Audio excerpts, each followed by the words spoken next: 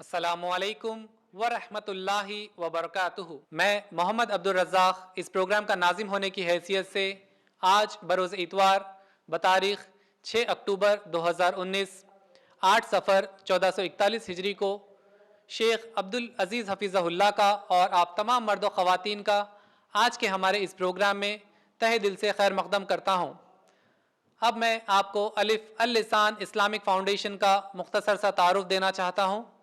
الف اللسان Islamic foundation ایک registered دینی ادارہ ہے جس میں دینی بیانات، اصلاحی بیانات، دعوی ورکشاپس، لیگل اویئرنیس پروگرام، جمعہ خطبہ، Islamic counselling, matrimonial counselling, teachers training program, Islamic school management course وغیرہ شمار ہے، اور فلاحی کاموں میں ہر ٹیوزڈے ریشن ڈسٹریبیوشن کیا جاتا ہے، ہر Friday food distribution, government hospitals میں فروٹس ڈسٹریبیوشن وغیرہ شمار ہے۔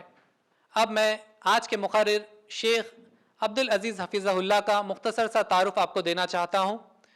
شیخ عبدالعزیز حفظہ اللہ ایک کامرس گریجویٹ ہیں۔ آپ نے عمر آباد سے دعویٰ کورس کیا ہے اور آپ اب فی الحال ابو ہریرہ ایجوکیشنل سوسائٹی میں ایز اے اسپیکر خدمات انجام دے رہے ہیں۔ اب میں بنا کسی تاخیر کے شیخ عبدالعزیز حفظہ اللہ کو دعوت دیتا ہوں کہ وہ اسٹیج پر آئیں اور اپنے خطاب کا آغاز کریں بعنوان سفر کا مہینہ اور آج کا مسلمان۔ شیخ عبدالعزیز حفظہ اللہ۔ السلام علیکم ورحمۃ اللہ وبرکاتہ۔ ان الحمد للہ نحمده ونستعینه ونستغفره ونعوذ باللہ من شرور انفسنا ومن سیئات اعمالنا من يهده الله فلا مضل له ومن يضلله فلا هادي له اشهد ان لا اله الا الله وحده لا شريك له واشهد ان محمدا عبده ورسوله اما بعد فإن خير الحديث كتاب الله وخير الهدي هدي محمد صلى الله عليه وسلم وشر الأمور محدثاتها وكل محدثة بدعة وكل بدعة ضلالة وكل ضلالة في النار. قال الله تبارك وتعالى: أعوذ بالله من الشيطان الرجيم يا أيها الذين آمنوا اتقوا الله حق تقاته ولا تموتن إلا وأنتم مسلمون. وقال الله تبارك وتعالى: أعوذ بالله من الشيطان الرجيم ما أصابكم من مصيبة فبما كسبت أيديكم ويعفو عن كثير. أعوذ بالله من الشيطان الرجيم رب اشرح لي صدري ويسر لي أمري واحلل عقدة من لساني يفقهوا قولي آمين یا رب العالمین۔ بزرگ و دوستو، عزیز ساتھی اور پردہ ماؤں بہنوں، آج کے اس اللسان اسلامک فاؤنڈیشن کے ہفتہ واری درس کا آغاز میں اللہ تبارک و تعالیٰ کی حمد و ثنا سے کرتا ہوں کہ ہر طرح کی حمد و ثنا، بڑائی اور کبریائی خالصتاً اللہ وحدہ لا شریک کے لائق اور زیبا ہے، جس کے قبضہ قدرت میں اس کائناتوں کا ذرہ ذرہ ہے۔ غرض اسی کے حکم سے بدلتے ہیں یہ موسم، اسی کے حکم سے برستے ہیں یہ بادل۔ اللہ لا الہ الا هو الحی القیوم۔ اس مختصر سی اللہ کی تعریف کے بعد بے شمار درود و سلام ہو جناب محمد رسول اللہ صلی اللہ علیہ وسلم پر۔ اللہم صلی علی محمد وعلی آل محمد کما صلیت علی ابراہیم وعلی آل ابراہیم انکا حمید مجید۔ اللہم بارک علی محمد وعلی آل محمد کما بارکت علی ابراہیم وعلی آل ابراہیم انکا حمید مجید۔ اور اس کے بعد بے شمار رحمت اور برکتیں ہوں آپ صلی اللہ علیہ وسلم کے تمام اصحاب پر۔ بزرگ دوستو، عزیز ساتھی اور پردہ ماؤں بہنوں، جس طرح سے آپ کے سامنے آج کا ہمارے اس سیشن کا ٹاپک اور عنوان اعلان کیا گیا کہ سفر کا مہینہ اور آج کا مسلمان، آپ یقین جانیے گا کہ ایسا عنوان کوئی اور مہینے کے ساتھ ہم نہیں رکھ سکتے۔ جیسے کہ اگر میں ایسا کہوں کہ ذی القعدہ کا مہینہ اور آج کا مسلمان، یا پھر میں ایسے کہہ لوں رجب اور آج کا مسلمان، نہیں، بلکہ سفر کے ساتھ ایک خاص مسئلہ یہ ہے کہ یہ سفر کے مہینے کے تعلق سے جتنی غلط فہمیاں پائی جاتی ہے، کوئی اور مہینہ ایسا نہیں ہے۔ زیادہ سے زیادہ غلط فہمیاں، اور غلط فہمیاں بھی ایسی غلط فہمیاں جو نیگیٹو ہے، منفی ہے، مثبت نہیں ہے، پازیٹیو نہیں ہے۔ اس لیے ہم نے آج کا عنوان طے کیا ہے یہ سفر کے مہینے کے تعلق سے۔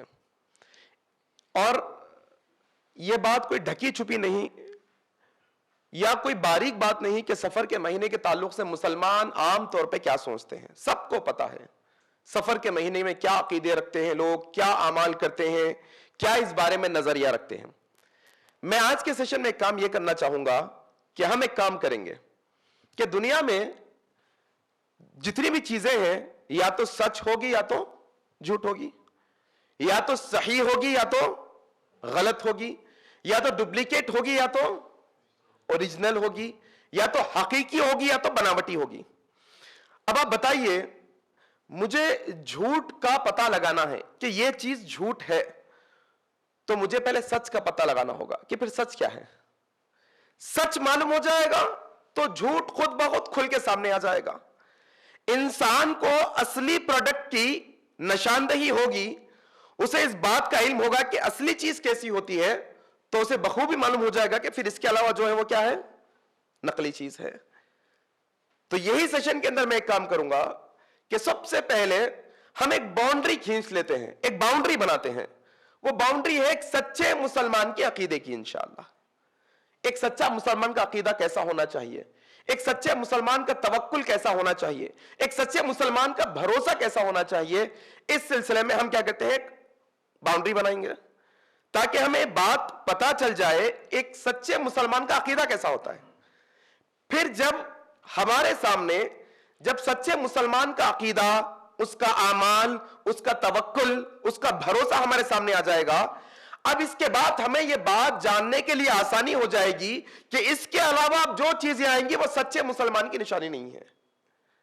یا پھر جو عقیدہ اور عمل ہم اب سیکھیں گے سچے مسلمان کا, یہ جاننا آسان ہو جائے گا کہ اس کے اگینسٹ میں, اس کے اپوزٹ میں, اس کے خلاف میں جو چیزیں آئیں گی وہ ایک سچے مسلمان کی نشانی نہیں ہے.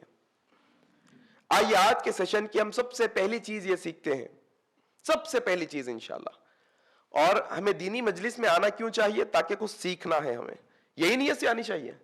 ایسے نہیں کہ کچھ دیر کے لیے ہم سن لیے, کچھ دیر کے لیے پروگرام ہو گیا, کچھ دیر کے لیے ہم تقریر سن لیے اور چلے گئے. نہیں, بلکہ تقریر کا, خطاب کا, اسپیچ کا ایک مقصد ہونا چاہیے. کہنے والے کے لیے یہ مقصد ہونا چاہیے کہ جو باتیں کہی جا رہی ہے صرف کہنے کے لیے نہیں بلکہ عمل بھی کرنا ہے کہنے والے کے لیے. سننے والوں کے لیے یہ ضروری ہے نیت, کہ ہماری نیت اندر سے یہ ہونی چاہیے کہ جو باتیں سن رہے ہیں اسے یاد بھی رکھیں گے, اسے سیکھیں گے بھی, اس پر عمل بھی کریں گے, دوسروں تک اس کو پہنچائیں گے بھی انشاءاللہ. کیا کہتے ہیں انشاءاللہ, نیت ہے نا انشاءاللہ. اب آئیے سب سے پہلا نقطہ آج کے سیشن کا. اچھا, یہ جو نقطے ہم بیان کر رہے ہیں پھر میں ریپیٹ آپ سے پوچھوں گا تو پھر آپ جواب دینا انشاءاللہ. یہ نقطے انشاءاللہ, ٹھیک ہے, تاکہ آپ کا مائنڈ پریزنٹ رہیں گا, بات جب سمجھ میں آئیں گے. ایسے نہیں کہ بس گمسم ہے, ادھر تو سن تو رہے ہیں لیکن مائنڈ ایبسینٹ ہے, بس کیا کہا جا رہا ہے, کیا سمجھا جا رہا ہے, اندازہ ہی نہیں. ٹھیک ہے, چلیے آئیے. سب سے پہلی چیز, ایک چیز ذہن میں آپ یہ بٹھا لیجیے آج کے سیشن کے اندر نقطے میں, کہ جہاں پر دین اسلام آتا ہے وہاں پر رحمت آتی ہے, زحمت نہیں. کیا ہے نقطہ ہمارا, جہاں پر دین اسلام آتا ہے وہاں پر اللہ کی رحمت آتی ہے, زحمت نہیں. وہاں پر اللہ کی رحمت آتی ہے, برکت آتی ہے, افلاسی نہیں. وہاں پر اللہ کی طرف سے رحمتوں اور برکتوں کا نزول ہوتا ہے, منحوسیت کا نہیں. ادھر سے رحمت اللہ کی آئی, ادھر سے پوری افلاسی نکل گئی. ادھر سے اللہ کی برکت آئی, ادھر سے پوری منحوسیت ختم ہو گئی. یہ نقطہ. چلیے اس کے ایک دو تین واقعات دیکھ لیتے ہیں دلیل کے طور پر انشاءاللہ. اب آپ دیکھیے, اللہ کے نبی صلی اللہ علیہ وسلم کی پوری زندگی اگر آپ دیکھیں گے, پوری زندگی اللہ کی رحمتوں اور برکتوں والی زندگی. اس لیے اللہ نے کیا کہا, وما ارسلناک الا رحمتا للعالمین. اے نبی صلی اللہ علیہ وسلم, ہم نے آپ کو نہیں بھیجا مگر سارے جہانوں کے لیے رحمت بنا کر, سارے عالموں کے لیے رحمت بنا کر.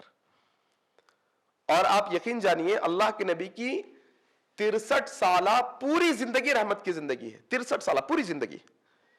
ایسے نہیں کہ 40 سال میں نبوت ملے تو 40 سال کے بعد والی زندگی رحمت کی, نہیں. اللہ کے نبی کی پوری زندگی رحمت کی. اس کی چھوٹی مثال آپ لے لیجئے. مکے کا جو ماحول تھا آج بھی ہے, وہ ماحول یہ تھا کہ بچے جب پیدا ہوتے گھر میں تو ان کی پرورش کے لیے, ان کو اپنے خاندان اور قبیلے کی اچھی زبان سیکھنے کے لیے ہاں اچھی آب و ہوا اور پرورش کے لیے لوگ قریوں میں، گاؤں میں، ویلیجز میں بھیجا کرتے تھے. ہم یہ واقعہ جانتے ہیں نا، اللہ کے نبی کی پیدائش ہوئی، لوگ باہر سے آئے قافلے کے تحت تاکہ بچوں کو لے، اس کے بدلے میں انہیں کچھ اجرت اور انعام ملی. وہ جو قافلہ آیا تھا بچوں کو لینے کے لیے، وہ قافلے میں ایک عورت اپنے شوہر کے ساتھ، نام کیا ہے؟ حلیمہ سعدیہ. حلیمہ سعدیہ وہ بھی آئی. قافلے والے ان کے بارے میں ڈسکس کرتے ہیں کہ قافلے میں سب سے کمزور اونٹنی کس کی؟ حلیمہ سعدیہ کی. پورا قافلہ تیز تیز چلنے والی اونٹنیاں، لیکن حلیمہ سعدیہ کی اونٹنی سب سے کمزور. ہوا کیا؟ کمزور اونٹنی کی وجہ سے پہلے تیز آنے والے امیر گھرانوں کے بچوں کو لے لیے. حلیمہ سعدیہ چونکہ لیٹ آئی، کیونکہ اونٹنی جو ہے دبلی پتلی تھی، کمزور تھی، مریل تھی. پہنچنے تک ہوا یہ کہ امیر زادوں کے سارے بچے، جو بھی محمد رسول اللہ کے پاس آتا، اللہ کے نبی جناب محمد رسول اللہ صلی اللہ علیہ وسلم. دیکھو جب ہمیں کوئی غم پریشان کرتا ہے، جب ہمارے والد والدہ کا انتقال ہوتا ہے یا کوئی اپنے عزیز کا انتقال ہوتا ہے نا، اللہ کے نبی کی زندگی آئیڈیل ہے ہمارے سامنے. اللہ کے نبی کے غموں کو کبھی اپنے سامنے رکھنا، سارے غم چھوٹے ہو جائیں گے انشاءاللہ. وہ ساری تکلیفیں ہماری ایک طرف. اللہ کے نبی صلی اللہ علیہ وسلم پیدا ہونے سے پہلے کس کا انتقال ہو گیا؟ حضرت عبداللہ بن عبد المطلب کا انتقال ہو گیا. یتیم بچہ ہے، غریب گھرانے کا بچہ ہے. جو پالنے کے لیے لوگ آتے ہیں ان کی یہ نیت کہ باپ والے بچے کو لیں گے انعام ملے گا، امیر زادوں کو لیں گے انعام ملے گا. محمد رسول اللہ کو کس نے نہیں لیا؟ کیوں؟ یتیم تھے. حلیمہ سعدیہ چونکہ دیر سے آئی، بچے کون؟ محمد رسول اللہ. کیا پتا تھا حلیمہ کو کہ پوری رحمت ان کے گود میں آنے والی ہے؟ اندازہ نہیں تھا ان کو. آئے حلیمہ سعدیہ، دیکھا سب بچے ختم، ایک بچہ باقی. کون؟ محمد رسول اللہ صلی اللہ علیہ وسلم. وہی غربت کی حالت میں، وہی کمزور اونٹنی محمد رسول اللہ کہیں کم سے کم یہ اس یتیم کو تو لے لیں گے، آئے اتنی دور آئے ہیں، خالی کیوں جائے. حلیمہ سعدیہ اونٹنی پہ لیے محمد رسول اللہ کو جانے لگے. دیکھنے والوں نے یہ دیکھا منظر. کیا ہے ہمارا پہلا نقطہ؟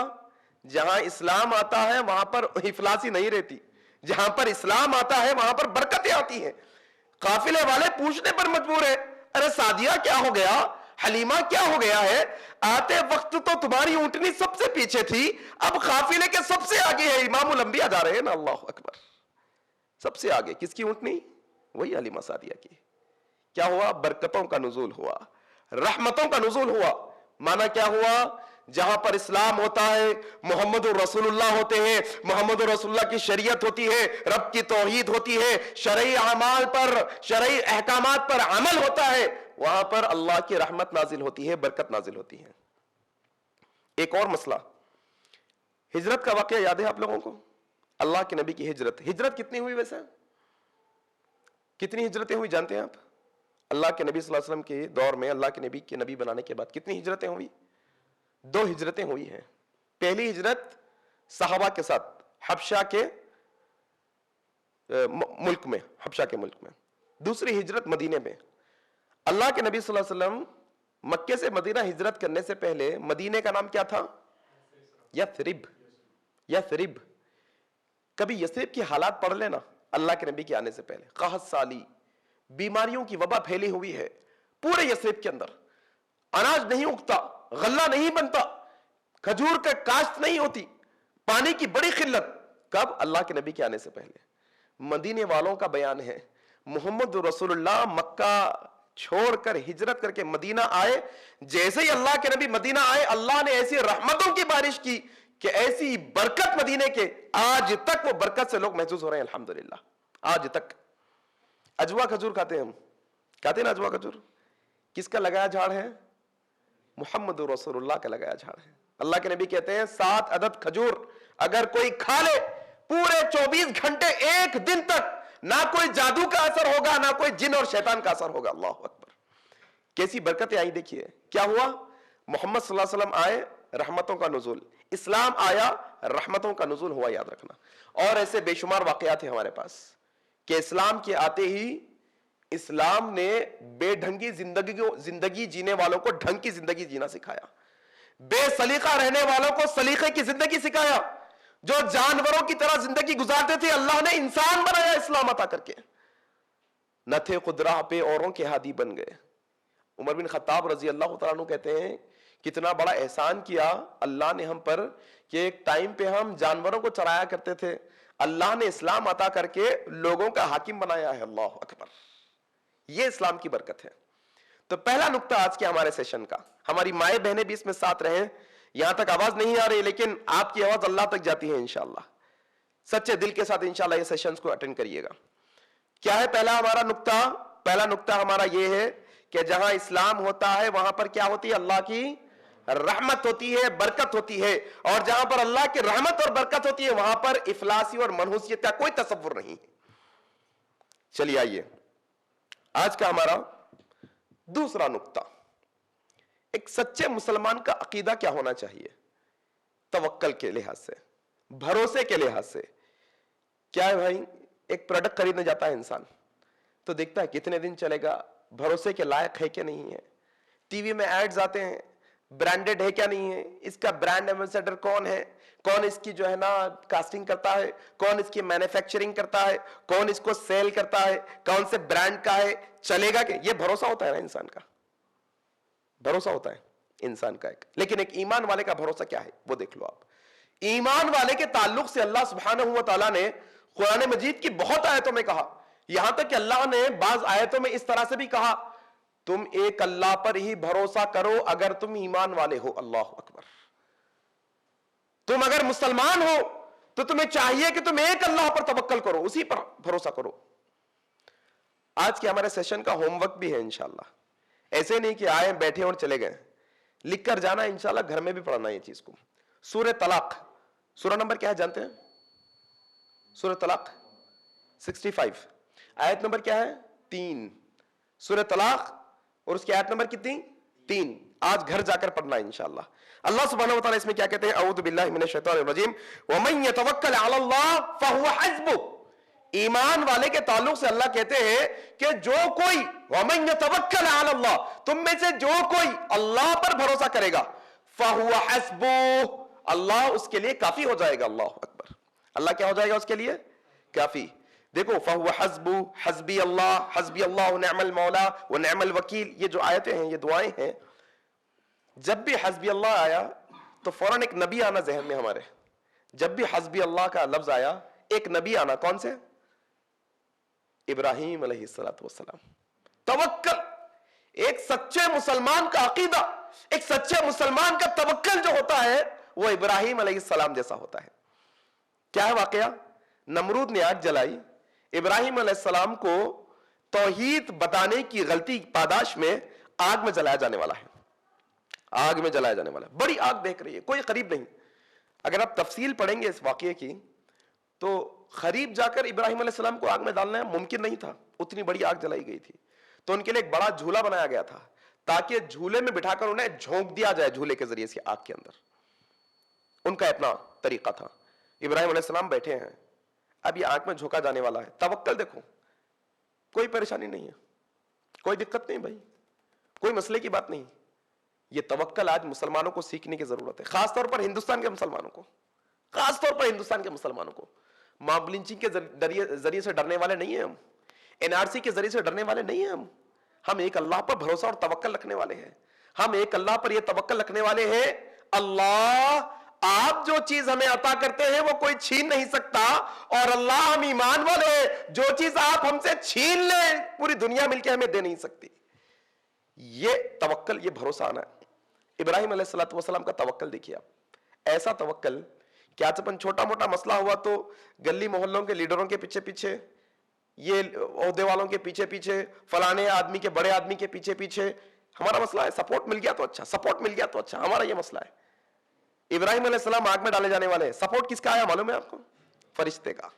فرشتہ آیا, آئے نہیں ہے جبرائیل علیہ السلام, آگے آ کر کہنے لگے ابراہیم خلیل اللہ, اگر آپ کہیں تو ایک جھٹکے میں آگ ختم.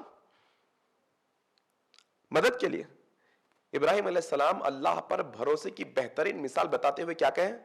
جبرائیل آپ بڑے ہیں, ٹھیک ہے, آپ کے پر بھی بڑے ہیں, ٹھیک ہے, آپ طاقتور ہیں, ٹھیک ہے, اپنی جگہ پہ ہے, لیکن جبرائیل میں ایک اللہ پر بھروسہ رکھنے والا ہو. حسبی اللہ, میرا اللہ میرے لیے کافی ہے, تم جاؤ. اللہ اکبر. کیا ہوا اگر ابراہیم علیہ السلام اگر وہ فرشتے سے مدد لے لیتے؟ کوئی مشکل تھی کیا؟ فرشتے اپنی طرف سے آتے ہیں کیا؟ فرشتے اللہ کے حکم کے بغیر کچھ نہیں کرتے. لیکن ابراہیم علیہ السلام توکل کا ایک اعلیٰ مثال آپ کے سامنے پیش کرنا چاہتے ہیں, ہمارے سامنے پیش کرنا چاہتے ہیں. یہ توکل ہوتا ہے کس کا؟ ایمان والوں کا.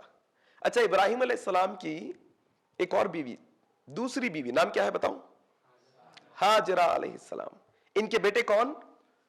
اسماعیل علیہ السلام. اللہ اکبر. وہ انبیاء اور وہ انبیاء کے زوجین, اللہ اکبر, ازواج, وہ صحابہ کے بیویاں, کیا توکل ہے ان کا, اللہ اکبر. ان سے سیکھنے کی ضرورت ہے. ہاجرہ, بخاری کی صحیح حدیث ہے, اللہ کے نبی پورا واقعہ نقشہ کھینچ کر کہتے ہیں ابراہیم علیہ السلام اسماعیل علیہ السلام اور ان کی والدہ ہاجرہ کو کہاں پر چھوڑے؟ مکے کی چٹیل وادی میں. مکہ بولتا اب تو سب جانا چاہتے ہیں اپن لوگ, مکہ بولتا اب تو وہاں پر اتنا ڈیولپمنٹ ہے, کوئی ہر آدمی وہاں جا کے رہنا چاہ رہا. لوگ تو پیسے کمانے کے لیے زندگیاں وہاں گزار رہے ہیں آج لوگ جا کے. ہم تو خواہش کرتے ہیں آج جانے کی نا, اللہ سب کو بھیجائے انشاءاللہ جان. لیکن مکہ مطلب اب جیسا مکہ نہیں میرے بھائی. مکہ مطلب اب جیسا مکہ نہیں ہے. وہ مکہ وہ ہے کہ وہ اس وقت میں کوئی آبادی نہیں, کوئی چرند پرند نہیں, کوئی انسان وہاں پر نہیں, اور کوئی گھر بنا ہوا نہیں, چٹیل میدان. ہماری مائیں بہنیں جو ہے نا, ہماری مائیں خاص طور پر, ہماری بہنیں خاص طور پر حضرت ہاجرہ کا یہ توکل سیکھنا یاد رکھو. ہمارے پاس مسئلہ کیسا ہے, بچہ داڑھی چھوڑنا شروع کرے, کیا ترقی ہوں گی, کیا کمائیں گا, کیا کھائیں گا, کہاں سے لائیں گا, نوکری ملیں گی نہیں ملیں گی. یہ توکل ہمارا ہے, یہ توکل ہمارا ہے. کوئی لڑکی کا شوہر جو ہے نا داڑھی چھوڑ لے, بڑی پریشانی, ترقی ہوگی نہیں ہوگی. دیکھو چٹیل میدان میں ہاجرہ علیہ السلام کا کیا بہترین توکل ہے. اللہ کے نبی صلی اللہ علیہ وسلم فرماتے ہیں, صحیح بخاری کی حدیث ہے, ابراہیم علیہ السلام چھوٹے ننھے شیر خوار اسماعیل کو اور کس کو, اپنی بیوی ہاجرہ کو چٹیل میدان میں چھوڑ کے نکلنے والے, تھوڑا سا توشا ہے, واپس ہو رہے, پکاری ہاجرہ ہے, ابراہیم کیا ہے بھئی, یہاں پر تنے تنہا یہ چھوٹے شیرخوار کے ساتھ مجھے چھوڑ کے جا رہے ہو, کیا مسئلہ ہے؟ ابراہیم علیہ السلام کوئی جواب نہیں دیتے. ہاجرہ علیہ السلام پوچھتے ہیں, ابراہیم کیا یہ اللہ کا حکم ہے؟ اللہ اکبر. کیا اللہ نے حکم دیا ہے ہمیں یہاں چھوڑنے کے لیے؟ ابراہیم علیہ السلام نے کہا کہ ہاں ہاجرہ, اللہ نے حکم دیا ہے. توکل کے کیا کہنے. ہاجرہ علیہ السلام نے کہا, ابراہیم اگر اللہ نے حکم دیا ہمیں یہاں چھوڑنے کے لیے, جاؤ چھوڑ کر, وہ ہمیں ضائع نہیں کرے گا, ہمیں نقصان نہیں پہنچائے گا. اللہ اکبر. یہ توکل ایک کس کا؟ مومن اور مسلمان کا. یہ توکل آنا ہمارے اندر. دنیا کی کوئی چیز سے اب ڈرنے کی ضرورت نہیں, کوئی چیز سے گھبرانے کی ضرورت نہیں. ایک اور توکل کا واقعہ ہمیں ملتا ہے. اللہ کے نبی کی ہجرت ہوئی, اللہ کے نبی صلی اللہ علیہ وسلم مدینے مکے سے نکل کر غار میں چھپے تھے کچھ دن کے لیے. کہاں پر؟ غار ثور میں چھپے تھے. کتنے دن کے لیے؟ 2-3 دن کے لیے تقریباً. ٹھیک ہے. مکے والے ڈھونڈتے ڈھونڈتے اللہ کے نبی کے پاس آ گئے. صحیح بخاری کی حدیث ہے, ابو بکر صدیق گھبرا رہے ہیں اب, اور اللہ کے نبی سے کیا کہہ رہے ہیں جانتے ہیں آپ؟ اے اللہ کے نبی صلی اللہ علیہ وسلم, یہ مکے والے اگر اپنا پیر ہٹائیں گے تو ہمیں دیکھ لیں گے. اللہ اکبر. اتنا کلوز ہے یہ, اتنا قریب آ گئے ہمارے کہ اگر وہ اپنا پیر ہٹا دیں گے تو ہمیں دیکھ لیں گے. اللہ کے نبی توکل کی ایک بہترین مثال دیتے ہوئے اپنی زبان سے جملے نکالتے ہیں اور کہتے ہیں, ابو بکر ان 2 لوگوں کے بارے میں تمہارا کیا خیال ہے؟ اللہ اکبر. ان 2 لوگوں کے بارے میں تمہارا کیا خیال ہے جس کا تیسرا اللہ محافظ ہے؟ کیا کہتے ہو تم؟ اللہ, کچھ مسئلہ کی بات نہیں, اللہ ہمارے ساتھ ہے. کتنی تکلیف, کتنا مسئلہ آ جائے, کتنی بڑی پریشانی اور تکلیف آ جائے, توکل ایمان والے کا یہ ہوتا ہے کہ وہ ٹھس سے مس نہیں ہوتا, وہ اللہ پر مکمل بھروسہ کرنے والا ہوتا ہے. اب آجئیے کہ بنیادی طور پہ ہم نے جو سیکھا, ایک مسلمان کا عقیدہ لب لباب یہ ہے کہ دوسرے پوائنٹ کے اندر ایک مسلمان یہ مانتا ہے, اللہم لا مانع لما اعطیت, اللہ آپ جو نعمت ہمیں عطا کرتے ہیں اسے کوئی منع نہیں کر سکتا, کوئی چھین نہیں سکتا. ولا مطیع لما منعت, اور اللہ جو نعمت ہم سے آپ روک لیتے ہیں, جو نعمت آپ ہمیں عطا نہیں کرتے, وہ نعمت پوری دنیا مل کے بھی ہمیں دے نہیں سکتی. ابن عباس رضی اللہ تعالیٰ عنہ کہتے ہیں کہ اللہ کے نبی, میں جب بچپن میں تھا, عبداللہ بن عباس رضی اللہ عنہ, میں چھوٹا تھا, اللہ کے نبی آئے اور میرے کندھے پر ہاتھ رکھے اور کہنے لگے, عباس, عبداللہ بن عباس, اے عبداللہ, عباس کے بیٹے, جب بھی مانگنا اللہ سے مانگنا, جب بھی مدد چاہو اللہ سے مدد چاہو, وہ تمہاری ضرور مدد کرے گا. اور یاد رکھو بیٹے عبداللہ, اگر اللہ تبارک و تعالی تمہیں کوئی فائدہ پہنچانا چاہے تو یہ پوری دنیا مل کر تمہیں نقصان نہیں پہنچا سکتی. اور عبداللہ یاد رکھنا, اگر اللہ تمہیں کوئی نقصان پہنچانا چاہے یہ پوری دنیا مل کر تمہیں فائدہ نہیں پہنچا سکتی. یہ ایک مسلمان کا عقیدہ. ٹھیک ہے, 2 نقطے ہم نے سیکھے ہیں آج. کتنے نقطے؟ 2. پہلا نقطہ کیا تھا؟ جہاں اسلام ہوتا ہے وہاں پر رحمت برکت ہوتی ہے. دوسرا نقطہ کیا؟ ایک مسلمان کا توکل یہ ہوتا ہے کہ پوری کائنات کا فیصلہ ایک طرف, اللہ کا فیصلہ ایک طرف. یہ 2 بنیادی چیزیں. اب آئیے سفر کے مہینے پہ آ جاتے ہیں سیدھے سیدھے. سفر کا مہینہ قمری کیلنڈر کے اندر, قمری کیلنڈر کہتے ہیں, چاند کی تاریخ بولتے ہیں اپن, چاند کو قمر بولتے ہیں. قمری کیلنڈر ایک شمسی کیلنڈر ہوتا ہے اور ایک, ہاں ٹھیک ہے, قمری کیلنڈر کے اندر جو مہینے شروع ہوتے ہیں سال کے, پہلا مہینہ کون سا ہے؟ محرم, جو ابھی گزرا ہے. اور دوسرا مہینہ سفر ہے, صاد فا را. عرب یہ مہینے کو سفر کیوں کہتے تھے, کوئی بتا سکتا ہے؟ اس لیے کہتے تھے کہ حرمت والے مہینے ختم ہوتے ہی, حرمت والے مہینے, اچھا حرمت والے مہینے کون سے ہیں؟ کتنے حرمت والے مہینے؟ کتنے ہیں؟ 4 ہی ہے. میں 5 بتا رہا ہوں, پھر بھی 4 ہیں. ماشاءاللہ, بارک اللہ فی علمک, اللہ برکت دے آپ لوگوں کے علم میں. بالکل 4 ہی ہے, 4 حرمت والے مہینے. کون سے ہیں؟ پہلا کون سا ہے؟ محرم حرمت والا مہینہ. اور اس کی گنتی یاد رکھ لیجئے ہمیشہ. رجب بھی حرمت والا مہینہ ہے. اس کی آسان گنتی یہ ہے, 3 مہینے ایک کے بعد ایک آتے ہیں, ایک مہینہ بیچ میں آتا ہے. 3 مہینے ایک کے بعد ایک. کون سا؟ ذی القعدہ, ذو الحجہ اور محرم. یہ 3 مہینے پے در پہ آنے والے. یہ کون سے مہینے ہیں؟ حرمت والے. اور ایک مہینہ بیچ میں آتا ہے, کون سا؟ رجب. علماء کرام ابن کثیر رحمہ اللہ اس بارے میں کہتے ہیں اللہ تعالیٰ نے یہ 3 مہینے حرمت والے ساتھ کیوں رکھے؟ بیچ میں حج کے مہینے کا رکھا, اس سے پہلے ایک مہینہ, اس کے بعد کا مہینہ حرمت والا. حرمت والا مہینے کا مطلب اس میں جنگ و جدال, جنگ جائز نہیں ہے, لڑنا جھگڑنا جائز نہیں ہے. مطلب لڑنا جھگڑنا جائز نہیں ہے مطلب گھر میں بھی نہیں لڑ سکتے. بالکل حرمت والے مہینوں کا احترام یہ ہے کہ ساس بہو کی بھی لڑائی مناسب نہیں ہے, دوست کی لڑائی بھی مناسب نہیں ہے, کورٹ کچہری کے جھگڑے بھی مناسب نہیں ہے. اعتراض کرنا, پرہیز کرنا ہے چیزوں سے. حرمت والے مہینوں کی حرمت یہ ہے کہ اس کے احترام کے اندر اللہ نے جو فیصلے ہمیں بتائے ہیں, اس کو حرمت والے مہینے بنائے ہیں, تو اس میں لڑائی جھگڑا جائز نہیں. اور عرب اس کا بہت احترام کرتے ہیں. عرب کیا کرتے ہیں اس کا؟ بہت, آج بھی احترام کرتے ہیں عرب کے اندر 4 حرمت والے مہینوں کا. ٹھیک ہے. ہوتا یہ ہے کہ عرب کی تاریخ اگر آپ پڑھیں گے تو عرب اور عرب کے اطراف بسنے والے جو قبیلے تھے وہ جنگ و جدال, جنگجو لوگ تھے. وہ عرب کے لوگ کون تھے؟ جنگجو. لڑائی جھگڑا کرنا, جنگ کرنا, لوگوں کے قافلوں کو لوٹ لینا, لوگوں کے اوپر جو ہے نا اچانک جو ہے نا حملہ بول دینا, یہ سارے کام کس کے تھے؟ عرب کے لوگوں کے تھے. اب ہوا یہ کہ جیسے ہی حرمت والے مہینے آتے تو وہ جنگ جدال پچھڑ جاتے. سوچو, جو قوم ہمیشہ لڑنے جھگڑنے والی ہے, 3 مہینے ان کے ہاتھ باندھ کر کے بٹھا دیے, پھر اس کے بعد 3 مہینے کے بعد ہاتھ کھولے جائیں تو کیا کریں گے؟ اتاولے ہو جائیں گے نہیں؟ یہی مسئلہ ہے. عرب کے اندر ہوتا یہ تھا کہ 3 مہینے کوئی لڑائی جھگڑا نہیں, کوئی ڈکیتی نہیں, کوئی قبضہ نہیں, کوئی لوٹ مار نہیں ہوتی. کون سے ذی القعدہ, ذی الحجہ اور محرم. محرم جیسے ہی ختم ہوتا, سفر جیسے ہی شروع ہوتا, یہاں سے لوٹ مار شروع, یہاں سے جنگیں, لڑائی جھگڑا سب شروع ہو جایا کرتا تھا. تو لوگ کیا کرتے تھے, یہ سب چیزوں سے بچنے کے لیے اپنے مکان کا ساز و سامان لے کر پہاڑوں پر جا کر بس جاتے تھے. 1 مہینے کے لیے, کچھ دن کے لیے پہاڑوں پر بس جاتے تھے. سفر کا معنی ہوتا ہے خالی ہو جانا. سفر کا معنی کیا ہوتا ہے؟ خالی. سفر المکان, سفر البیت. اچھا ایک اور لفظ ہے دیکھیے اردو زبان کا, فارسی زبان کا, زیرو کو کیا بولتے ہیں اردو اور فارسی میں؟ صفر بولتے. صفر کہاں سے ہے؟ سفر سے ہے. سفر کا معنی مطلب زیرو, کوئی نہیں, کوئی چیز وہاں پر نہیں, نہ مال ہے, نہ جان ہے, نہ پیسہ ہے, کچھ نہیں. لوگ بھی غائب ہو گئے. اس وجہ سے لوگ غائب ہوتے تھے. ایک اور وجہ یہ تھی کہ ڈاکو آئے, گھر میں ڈاکہ ڈالے, مال سارا لے کے چلے گئے, تو مال سے گھر خالی ہو گیا. کبھی کبھی جنگ و جدال میں لوگوں کی جانیں چلے جاتی تھی. سفر کا مہینہ جب شروع ہوتا تو لوگوں کے گھر جانوں سے جو ہے نا خالی ہو گئے. اس وجہ سے عرب اس کو کیا کہتے تھے؟ سفر کا مہینہ. ٹھیک ہے. وگرنہ ان کا عمل اگر اس میں سے نکال دیا جائے تو بخود سفر کے اندر ذاتی طور پر کوئی مسئلہ نہیں ہے. سفر کا مہینہ عام مہینوں جیسا عام مہینہ ہے, کوئی خاص بات نہیں ہے اس کے اندر. چلیے سفر کے مہینے کی وجہ تسمیہ ہم نے جان لی یہاں پر. اب آگے جانیں گے کہ اسلام کے اندر اگر سفر کے مہینے کے تعلق سے کچھ خاص تعلیمات ہے کیا. وہ خاص تعلیمات جاننے سے پہلے ہم امت مسلمہ کا ایک 5 منٹ کے لیے مشاہدہ کر لیں گے کہ سفر کے مہینے میں قرآن حدیث کیا کہتی ہے اور ہمارا مسلمان کیا کہتا ہے. ایک لسٹ ہے بڑی. سفر کے مہینے کو سب سے پہلے لوگ منحوس سمجھتے ہیں.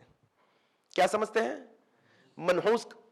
اچھا جو جاہل ہے, جو علم والے نہیں ہیں, وہ تو ایسے ہی منحوس سمجھتے ہیں, ایسے ہی, مطلب ان کے پاس کوئی دلیل نہیں ہے اس کی, انہیں اندازہ نہیں, بس باپ دادا کہتے تھے ہم بھی کہتے چلے آئے, معاشرہ کہتا ہے ہم بھی کہہ دیتے ہیں, بس یہ مسئلہ ہے. ایک اور طبقہ ہے جو یہ مانتا ہے سفر کے مہینے میں اللہ کے نبی کے آخر دن کی شروعات ہوئی تھی, مطلب مرض لگا تھا اللہ کے نبی کو. اللہ کے نبی کا انتقال کب ہوا؟ ربیع الاول میں. مرض کب سے شروع ہوا؟ سفر کے مہینے سے. تو کئی لوگ یہ دلیل دیتے ہیں اور کہتے ہیں کہ سفر کا مہینہ اس لیے منحوس ہے کیونکہ اللہ کے نبی کو بیماری لگی تھی. تو پھر بھائی جب اللہ کے نبی کا انتقال ہوا تو اس سے اور خطرناک منحوس مہینہ ربیع الاول ہونا چاہیے.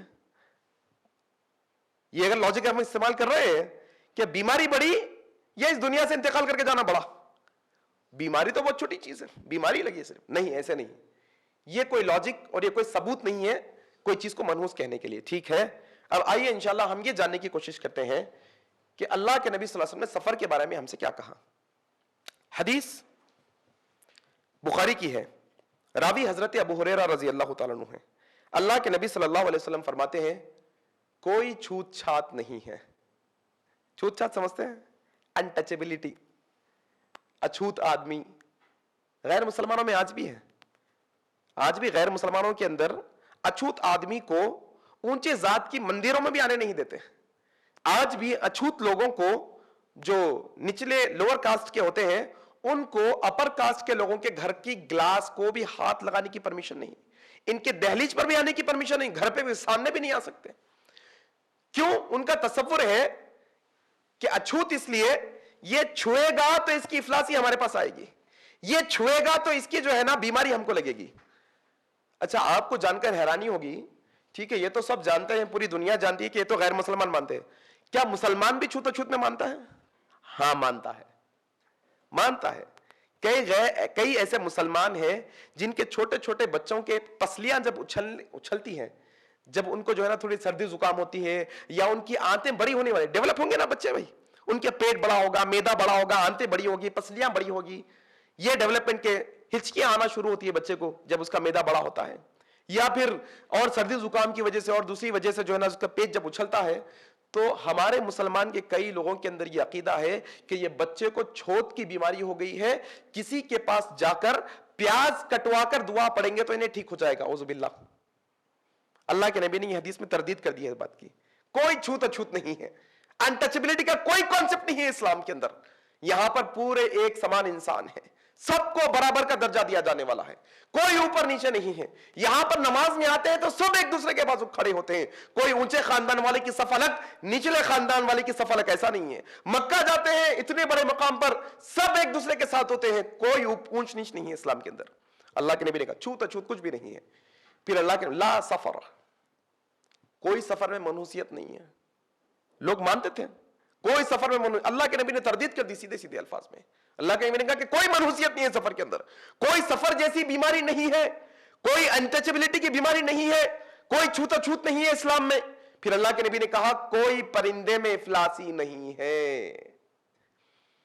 مسلمانوں کا عقیدہ ہے بھائی آج کہ الو میں افلاسی ہے, گھر میں ایک پتنگا آتا ایک الگ قسم کا, وہ آیا تو بڑی پرابلم ہے, ڈیکوری گھر میں اڑ کے آئی تو ایک الگ عقیدہ ہے, 2-4 چپکلیاں زیادہ دکھ گئی تو ان کا ایک الگ عقیدہ ہے, لال چمٹیاں گھر میں نکل کے آ گئی تو ایک الگ عقیدہ ہے, کالی چمٹیاں گھر میں نکل کے آ گئی تو ایک الگ عقیدہ ہے. یہ سارے عقیدے ہیں. اللہ کے نبی نے تردید کر دی سارے عقیدوں کی, کہا کہ کوئی پرندے میں کوئی افلاسی نہیں ہے. اور ایک عقیدہ ہے پرندے کے تعلق سے, شاید آپ جانتے ہوں گے, گھر پہ بیٹھ کے کوا پکارا تو کیا ہوتا, مطلب یہ عقیدہ جو ہے کہاں سے, دیکھیے آپ کیسا انسان کا جو ہے نا عقیدہ کہاں سے کہاں گیا. ہمارے عقیدے جو ہے نا طوطا کوا بلی, اس پہ سب عقیدے بن گئے ہمارے پورے, ان کے حوالے کر کے بیٹھے ہوئے. الو کا رہنا بدشگونی, لوگ مانتے ہیں کہیں الو دکھ جائے, کہیں الو اڑ کے آ جائے, یا الو آ کر گھر پر بیٹھ جائے تو بڑی پرابلم ہو جاتی ہے. اللہ کے نبی نے واضح تردید کر دی, کوئی پرندے میں کوئی افلاسی نہیں ہے, صحیح بخاری کی حدیث ہے. اسی طریقے سے یہی سفر کے مہینے کے تعلق سے اور اس کے ساتھ ساتھ جو مسلمانوں کے اندر جو ہے نا بدشگونی لینے کا کانسیپٹ ہے وہ بڑا خطرناک ہے بھائی. کیا ہے بدشگونی؟ بدشگونی جانتے ہیں کس کو کہتے ہیں؟ بدشگونی کا مطلب ہوتا ہے اللہ کے علاوہ جتنی چیزیں ہیں کوئی چیز سے نقصان ہونے کا اندیشہ ہونا, یہ بدشگونی ہے. جیسے کہ مثال کے طور پہ لوگوں کا ماننا ہے, لوگ کہتے ہیں کہ میں راستے سے جا رہا ہوں, کیا ہو گیا, بلی نے راستہ کاٹ دیا. میاں بھائی ہے, پوری دنیا کو ڈراتے ماشاءاللہ, ایسا رعب ہے میاں بھائی کا پورے محلے میں, پورے دنیا کے اندر, 1 منٹ میں بولتے ہی کام ہو جاتا. بلی راستہ کاٹتے ہی گاڑی پلٹا لیتے. کیوں؟ بلی راستہ کاٹے تو کام خراب ہو جاتا نا بھائی. اللہ اکبر, اللہ اکبر. بہت خطرناک عقیدہ ہے, یاد رکھنا. ایسے عقیدے بہت ہیں, یہاں تک کہ یہی سفر کے تعلق سے لوگوں کا یہ عقیدہ ہے کہ 13 تاریخ کو سفر کی, کون سی 13 کو, رات میں سوتے وقت سر کے پاس انڈے, ایگز اپن بوائل کر کے تل کے کھاتے, دیکھو ماشاءاللہ اچھے رہتے. ویسا تو بھی کر کے کھائے تو کچھ فائدے کی بات ہے. ہمارے پاس مسلمانوں کا عقیدہ ہے 13 تاریخ کو سر کے پاس انڈے رکھ کر سو, سر کے پاس چاول تیل رکھ کر سو, سر کے پاس جو ہے نا دالیں وغیرہ جو ہوتی ہیں نٹس وغیرہ وہ رکھ کر سو. جب صبح ہو جائے تو وہ ساری چیزیں, ایک باہر مانگنے والا آئے گا اس کو یہ چیزیں دے دو, گھر سے ساری بلائیات اور سفر کی منحوسی چلی جائے گی. یہ کانسیپٹ ہے. اللہ اکبر. کتنی عجیب بات ہے نہیں, کتنی عجیب بات ہے کہ ایک مسلمان فجر میں سویا پڑا رہے, حی علی الصلاح حی علی الفلاح کی صدا آئے, الصلاۃ خیر من النوم تمہیں پکارا جائے, تم نرم گرم لحاف میں, نرم گدوں میں, گرم لحاف میں اوڑھ کے سوتے رہو اور لیٹ اٹھو. اور یہ فجر کی نماز نہ پڑھنے والوں کے بارے میں اللہ کے نبی نے کہا جو فجر کی نماز کے لیے نہیں جاگتا شیطان ان کے کان میں پیشاب کر دیتا ہے. یہ افلاسی پوری لے لے کے روزہ نہ اٹھتے, کوئی افلاسی نہیں دکھتی کس کو بھی. سال میں ایک وقت سفر کے مہینے میں 13 تاریخ کو یہ کام کر دو, افلاسی چلے جائے گی. اللہ کی قسم ہرگز نہیں جائے گی, یاد رکھنا. جب تک نبی کی شریعت پر مکمل عمل نہیں کریں گے, جب تک نبی کی شریعت پر عمل نہیں کریں گے, جب تک اللہ کے فرائض کی پابندی نہیں کریں گے, افلاسی جانے والے نہیں ہیں, یاد رکھنا. گھر میں اسلام کو داخلہ دو, خود بخود اللہ کی رحمت آئے گی, افلاسی نکل جائے گی, خود بخود نکل جائے گی. انسان کے کیسے کیسے عقیدے ہیں اس سلسلے میں میرے بھائی. آخری 4 شعبے کا عقیدہ ہے, آخری 4 شعبے کا عقیدہ. لوگ ایسا کہتے ہیں, کیا کہتے ہیں کہ بس سفر کے آخری 4 شعبے کو, سفر کے مہینے کا جو آخری 4 وینسڈے ہوتا ہے, وہ وینسڈے کو اللہ کے نبی صلی اللہ علیہ وسلم کو شفا ہوئی تھی, مرض لگ گیا تھا نا سفر میں, اللہ کے نبی کو شفا ہوئی تو اللہ کے نبی ہریالی کھندلنے کے لیے ننگے پیر ہریالی پہ چلے. کتنی اللاجیکل بات ہے معلوم آپ لوگوں کو. عرب میں ہریالی رہتی, عرب کے اندر بنجر زمین ہے, وہاں پر ہریالی کا کانسیپٹ نہیں, وہاں کھجور کا جھاڑ اٹھتا, وہاں اونٹ کے کھانے کے وہ کانٹی دار الگ جھاڑ اٹھتے. لیکن ہریالی کہاں سے ہے بھائی؟ وہ بھی اب شروع کیا گیا کھیتی باڑی کا سسٹم عرب میں. آج سے 1430 سال پہلے کیا حالت تھی ہوگی ذرا سوچو. کون سی ہریالی بھائی؟ تصور ہی نہیں ہے بھائی میرے, یہ کوئی تصور نہیں. آج بھی لوگ آپ کے 4 شعبے کو فیملیوں کے ساتھ باہر نکلتے ہیں جانے. یاد رکھیے نہ اللہ کے نبی سے ثابت ہے, نہ صحابہ سے ثابت ہے, نہ تابعین, نہ تبع تابعین, نہ ائمہ اکرام, نہ محدثین, کسی سلف سے ثابت نہیں ہے آخری 4 شعبے کا مسئلہ.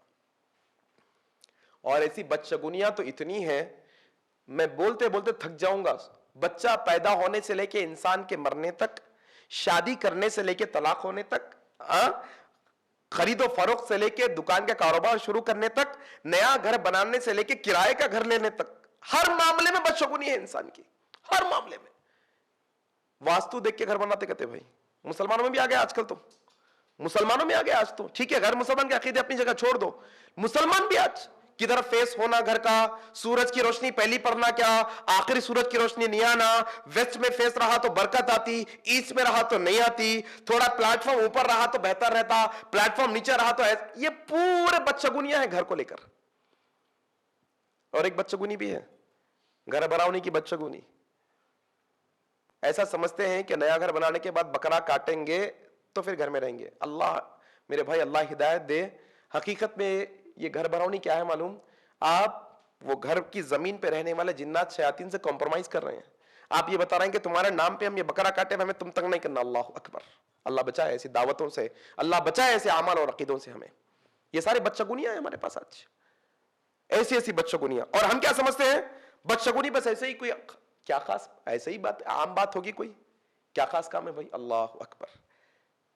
کئی بدشگونیاں. دیکھیے آپ, ایک اور بدشگونی کیا ہے, گھر میں آئینہ رہتا, دیکھیے آئینہ, ہم دیکھتے ہیں آئینہ دیکھیں گے, ٹوٹا ہوا آئینہ نہیں دیکھنا. اللہ اکبر.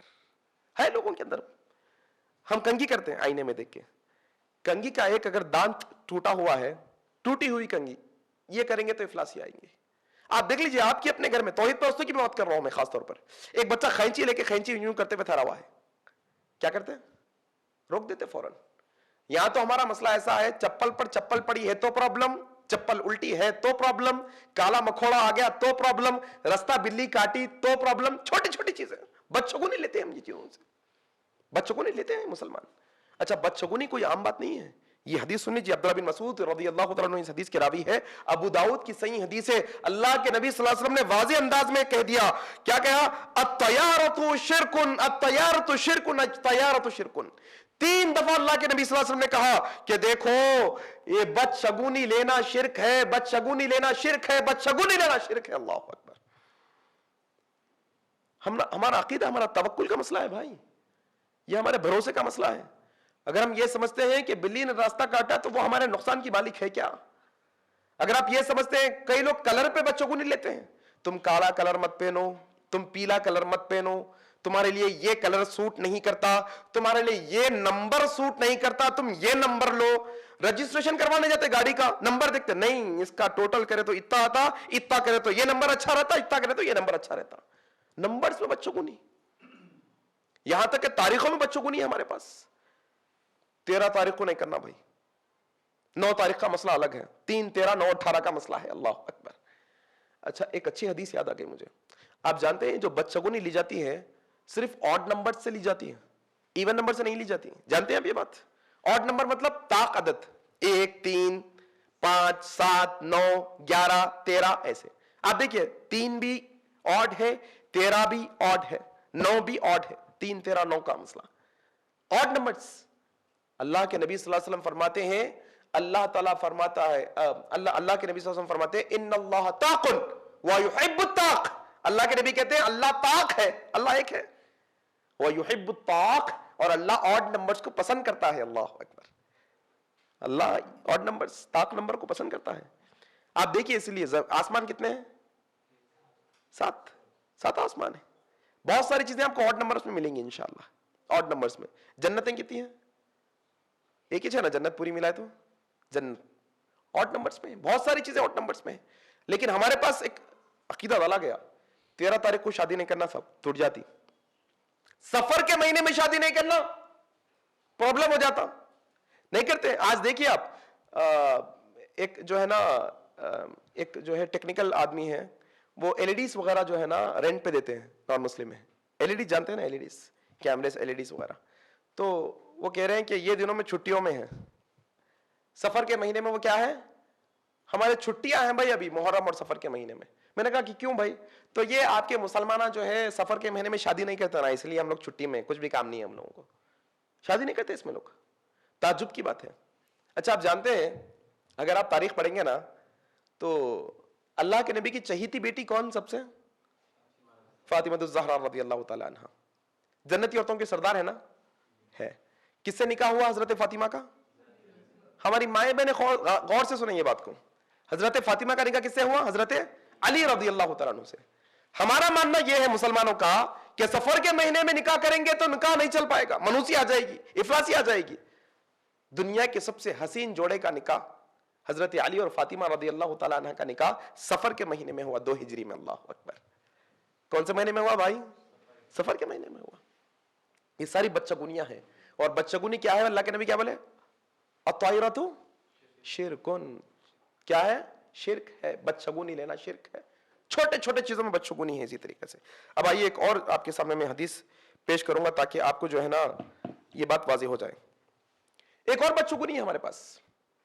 کیا بدشگونی ہے, وہ یہ کہ ہم اگر چہارشنبے کے دن کوئی کام کریں گے تو پھر وہ خراب ہو جائے گا. چہارشنبے کا دن اچھا نہیں ہے, منگل کا دن اچھا نہیں ہے. یہاں تک کہ ہم نے ایسے لوگوں کو دیکھا کہ گھر میں چہارشنبے کو انتقال ہو گیا تو لوگ تدفین نہیں کریں چہارشنبے کو. کہہ رہے ہیں بھائی کیوں بھائی, کر دو. اللہ کے نبی نے کہا کہ میت جلد سے جلد تدفین کر دینی چاہیے, دیر نہیں کرنا چاہیے. کہا کہ نہیں بھائی چہارشنبے کے دن تدفین کریں گے تو اور 4 لوگوں کو جا کے تدفین کرنا پڑتا. ارے میں بولا یہ اچھا آفر ہے, عجیب و غریب, کہاں سے لا لیے بھائی, یہ مناسب نہیں ہے. اچھا رات کے وقت ناخن کاٹ سکتے کیا, ہمارے پاس پرابلم ہے. منگل کو بال کاٹ سکتے کیا, ہمارے پاس پرابلم ہے. رات میں جھاڑو دیے تو بھی پرابلم ہے ہمارے پاس, صاف صفائی کرے تو بھی. تعجب کی بات ہے نہیں, سارے بدشگونیاں ہیں, یاد رکھیے. اچھا پھر یہ جو برائیاں انسان پہ پہنچتی ہیں, جو مشکلات آ جاتی ہیں انسان پہ, پھر یہ کیا ہے بھائی آخر؟ ایک انسان ہے دن بدن محنت کر رہا ڈیولپ نہیں ہو پا رہا, بہت کوشش کر رہا ہے ترقی نہیں کر پا رہا ہے. کیا مسئلہ ہے بھائی آخر, کیوں آخر کیا دقت ہے؟ آؤ اللہ تبارک و تعالیٰ یہ آیت کے اندر ایک ہم ہوم ورک لیے تھے آج کا, کون سا سورہ تھا؟ سورہ طلاق آیت نمبر 3. اللہ پر توکل کریں گے تو اللہ کافی ہو جائے گا ہمارے لیے. دوسرا ہوم ورک لے لو آج کا. میں حدیثوں کا ہوم ورک کیوں نہیں دے رہا ہوں؟ آپ بولیں گے وہ حدیث کی کتاب نہیں ہے میرے پاس, اب کہاں ڈھونڈوں چیپٹر مسئلہ. قرآن تو سب کے پاس ہے ماشاءاللہ, ترجمے کی قرآن سب کے پاس ہے. قرآن کا ہوم ورک لے لیجئے. دوسرا ہوم ورک ہے ہمارا آج کا سورہ شورا, سورہ نمبر 42. سورہ شورا سورہ نمبر 42 آیت نمبر 30. سورہ شورا کی آیت نمبر کتنی؟ 30. اعوذ باللہ من الشیطان الرجیم. ما اصابکم من مصیبت فبما کسبت ایدیکم ویعفو عن کثیر. کیسا یہ مشکل آ جا رہی میرے پاس, کیسا یہ مسائل ہمارے گھر میں آ جا رہے بھائی.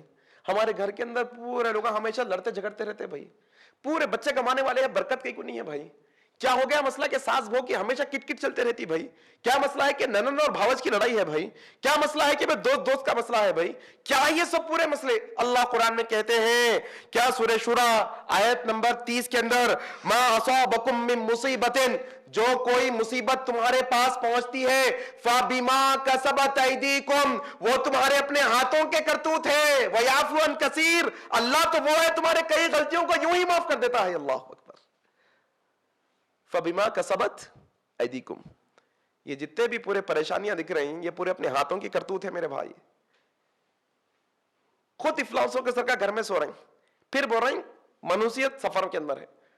خود گھر کے اندر جو ہے نا ناچ گانا چل رہا, شیطان کو خود دعوت دے رہے ہیں گھر کے اندر, اور مان رہے ہیں کہ چہارشنبے کے اندر افلاسی ہے. خود کے گھر کے اندر نماز نہیں ہوتی, تلاوت نہیں ہوتی, اور مان رہے ہیں کہ منگل کے دن نحوست ہے.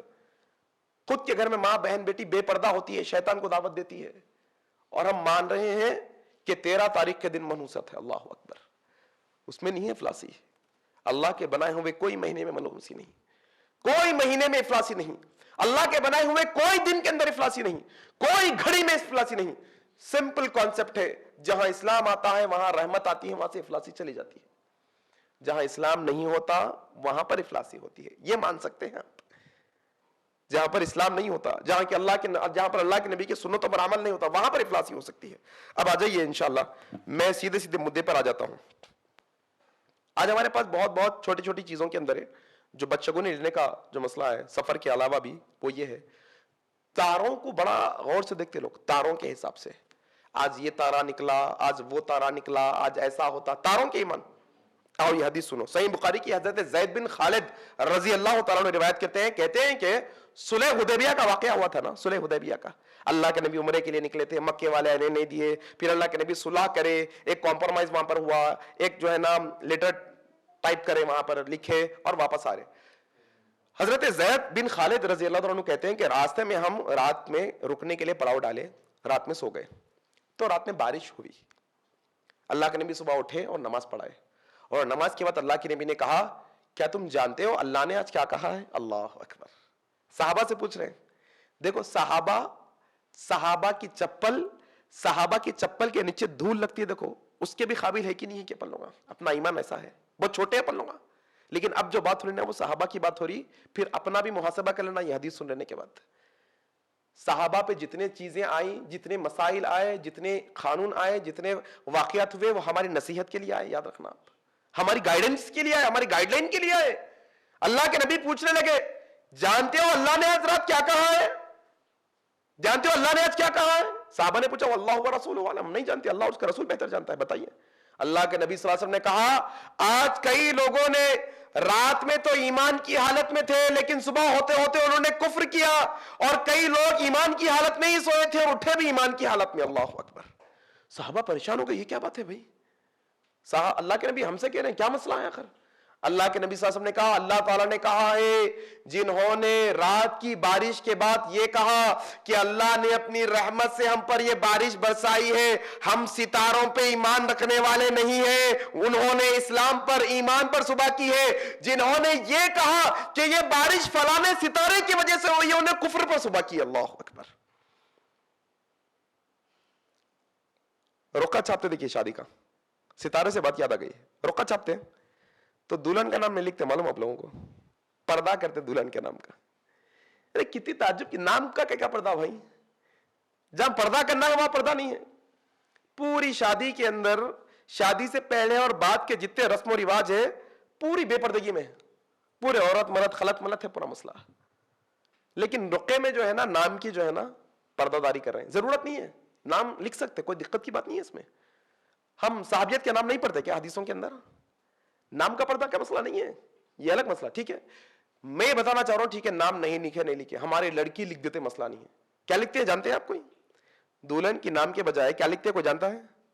دختر نیک اختر، ٹھیک ہے۔ دختر کا مطلب ہوتا ہے کہ ہماری دختر مطلب ہماری بیٹی، دختر بولتے بیٹی، صاحبزادی۔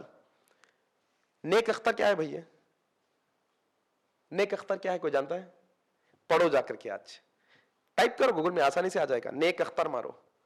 یہ وہ ستاروں پہ ایمان ہے، اور لوگوں کا یہ عقیدہ ہے کہ ایک ستارہ جس کا نام اختر ہے، وہ نیک اختر ستارے کی وجہ سے ہماری بچی کی زندگی اچھی ہوگی، وہاں سے رواج شروع کیا گیا ہے۔ کتنا عجیب مسئلہ ہے۔ اور آج بھی لوگ ستاروں کو دیکھتے ہیں، آج بھی مسلمان ستاروں کو دیکھ کے اچھا چاند کے بازو نکلا، اچھا ادھر سے نکلا، اچھا ادھر سے، اللہ اکبر، یہ سب نہیں ہے اسلام کے اندر۔ عمر بن عبدالعزیز کا بہترین واقعہ یاد آ رہا، میرے کو سن لو انشاءاللہ، ذہن میں بٹھا لو ہمیشہ کے لیے۔ عمر بن عبدالعزیز کے خادم تھے ابن عبد الحکیم رحمہ اللہ، ابن عبد الحکیم رحمہ اللہ۔ عمر بن عبدالعزیز جو خلیفہ تھے وہ مدینہ آئے، مدینے سے واپس پھر سفر کے لیے نکلنے والے ہیں، رات ہو گئی تھی۔ تو ابن عبد الحکیم کہتے ہیں کہ میں نے رات میں دیکھا کہ چاند پورا نکلا ہوا تھا۔ فل مون جانتے ہیں نا، کب کب نکلتا فل مون؟ 14، 15، 28، 29، اور یہ راتوں کو جو ہے نا خاص راتیں بنا کے رکھے ہوئے ہمارے پاس، کوئی خاص اسلام میں تصور نہیں ہے صاحب اس کا۔ اماوس کی رات کا اسلام میں کوئی تصور نہیں ہے، وہ اور کچھ عجیب و غریب نام ہے، وہ سب اسلام میں تصور نہیں ہے سب چیزوں کا، ٹھیک ہے۔ اگر کوئی گندے لوگ اپنا دن بنا لیے، رات بنا لیے، وہ الگ چیز ہے، چھوڑ دو، لیکن اسلام میں کوئی تصور نہیں ہے۔ ابن عبد الحکیم کہتے ہیں کہ میں رات میں دیکھا فل مون نکلا ہوا ہے، کالی رات ہے، میرے دل میں کھٹک ہوئی کہ کیوں جو ہے نا عمر بن عبدالعزیز اس رات میں سفر کرنے کے لیے نکل رہے ہیں، نہ نکلتے تو اچھا ہوتا۔ مطلب بدشگونی لے رہے ہیں لیکن کہہ نہیں پا رہے۔ انہوں نے کیا کہا معلوم ہے؟ امیر المومنین دیکھا آپ نے کہ آج فل مون پورا چاند نکلا ہوا ہے اور رات بھی کتنی کالی ہے؟ اس الفاظ میں انہوں نے دہرایا۔ عمر بن عبدالعزیز باشعور اور ایسے حکمت والے تھے، جان گئے کیا کہنا ہے۔ اچھا ابن عبدالحکیم تم یہ کہنا چاہتے ہو کہ آج پورے کالی رات پورا چاند نکلا ہوا ہے، سفر کے لیے نکلوں گا تو نقصان ہوگا؟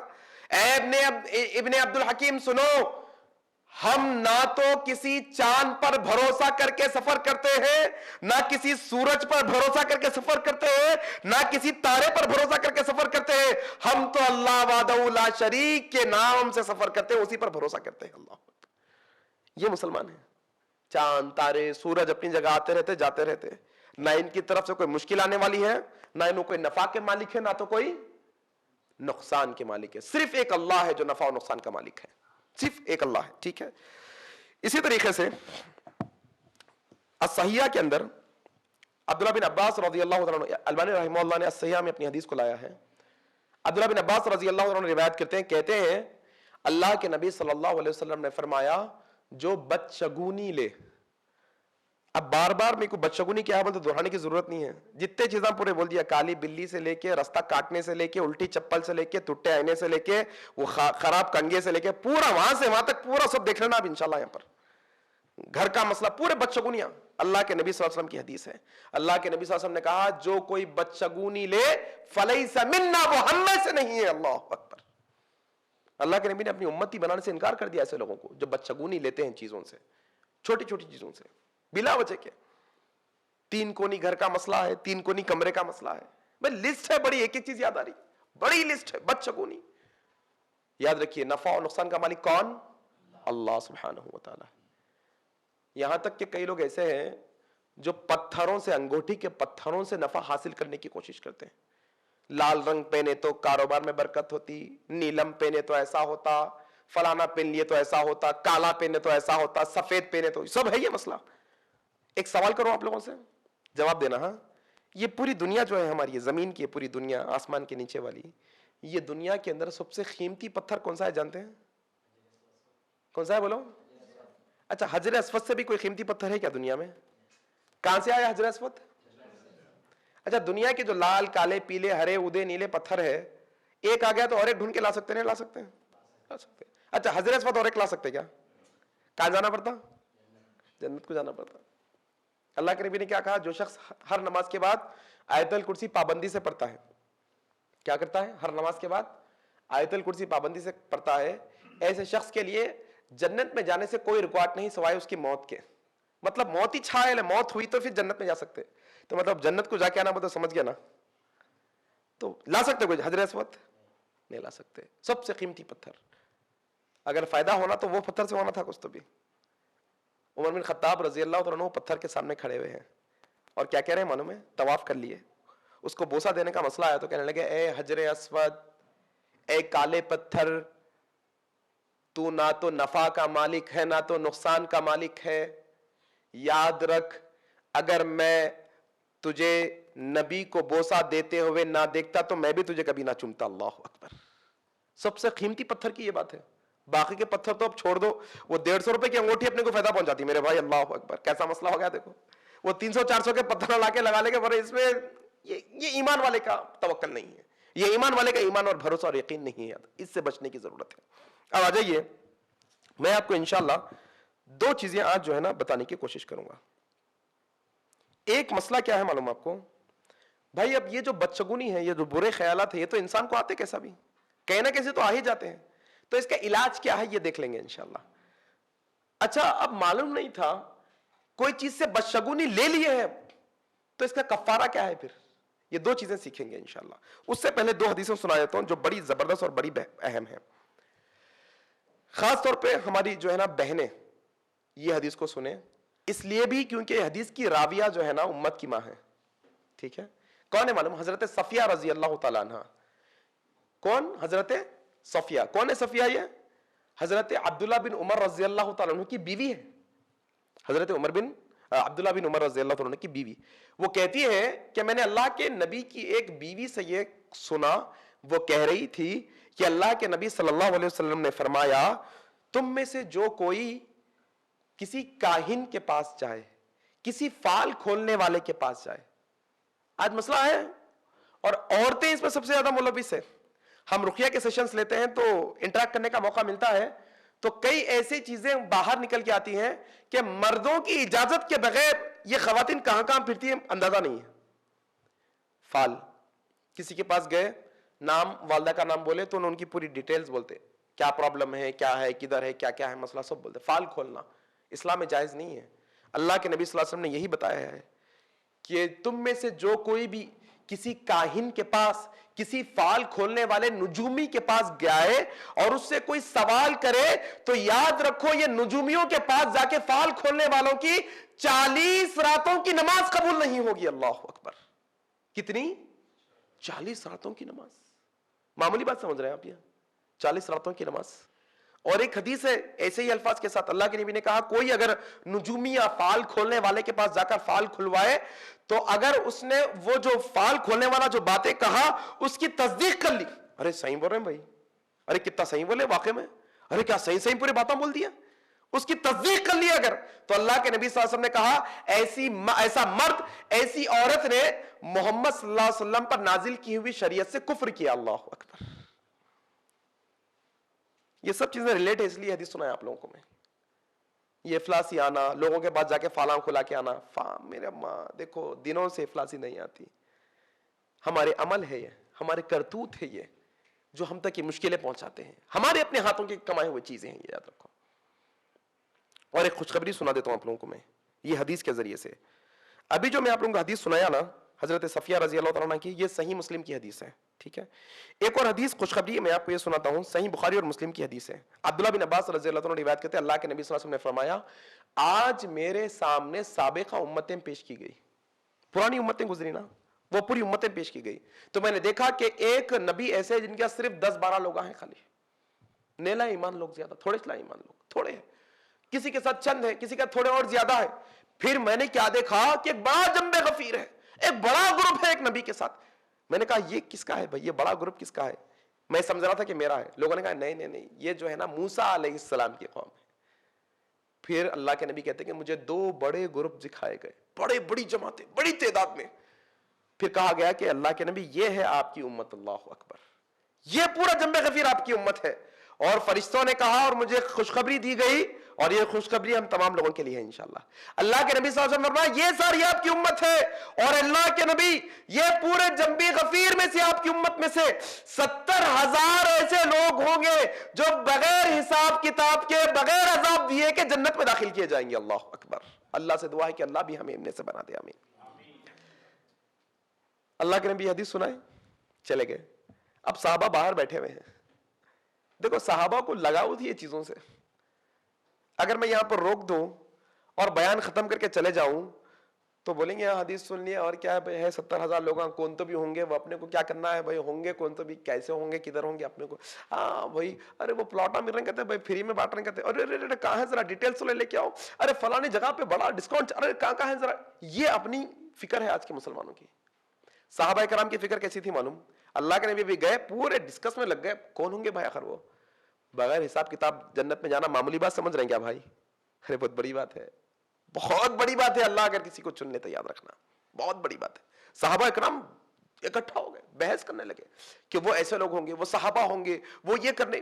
اللہ کے نبی آوازیں سن کے باہر آ کر پوچھنے لگے کیا ڈسکس کرے بھائی, کس بات پر بحث ہو رہی ہے؟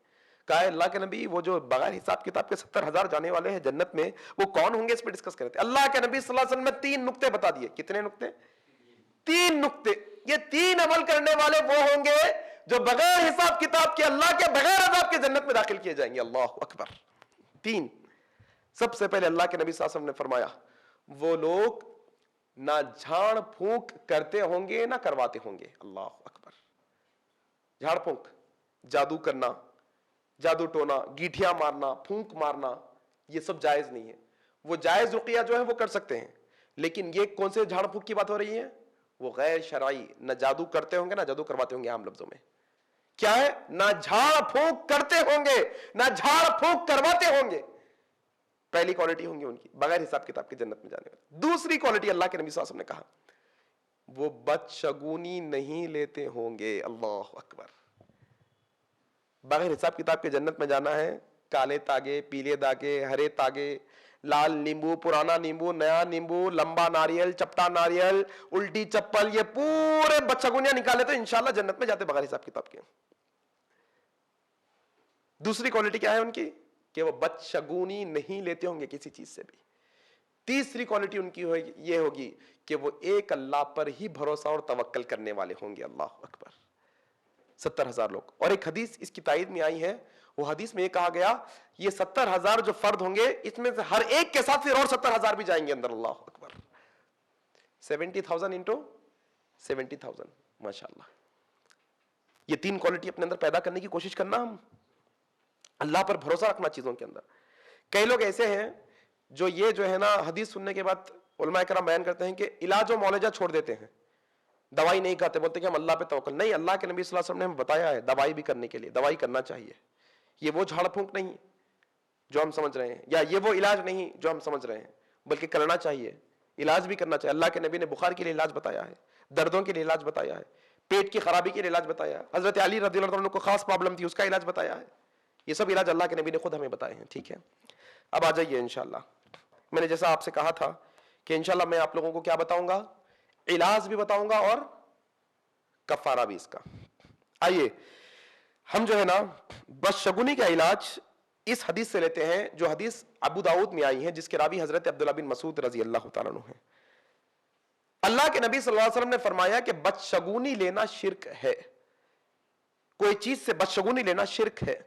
پھر اللہ کے نبی نے خود فرمایا کہ دیکھو ہم انسان ہیں، برے خیالات تو سب کو ہی آتے ہیں، برے خیالات تو سب کو ہی آتے ہیں۔ اللہ کے نبی نے کہا برے خیالات تو سب کو ہی آتے ہیں، لیکن اللہ پر توکل کرنے کی وجہ سے اللہ وہ برے خیالات کو دور کر کے اللہ کے توکل سے بدشگونی سے ہمیں بچا لیتا ہے۔ اللہ اکبر۔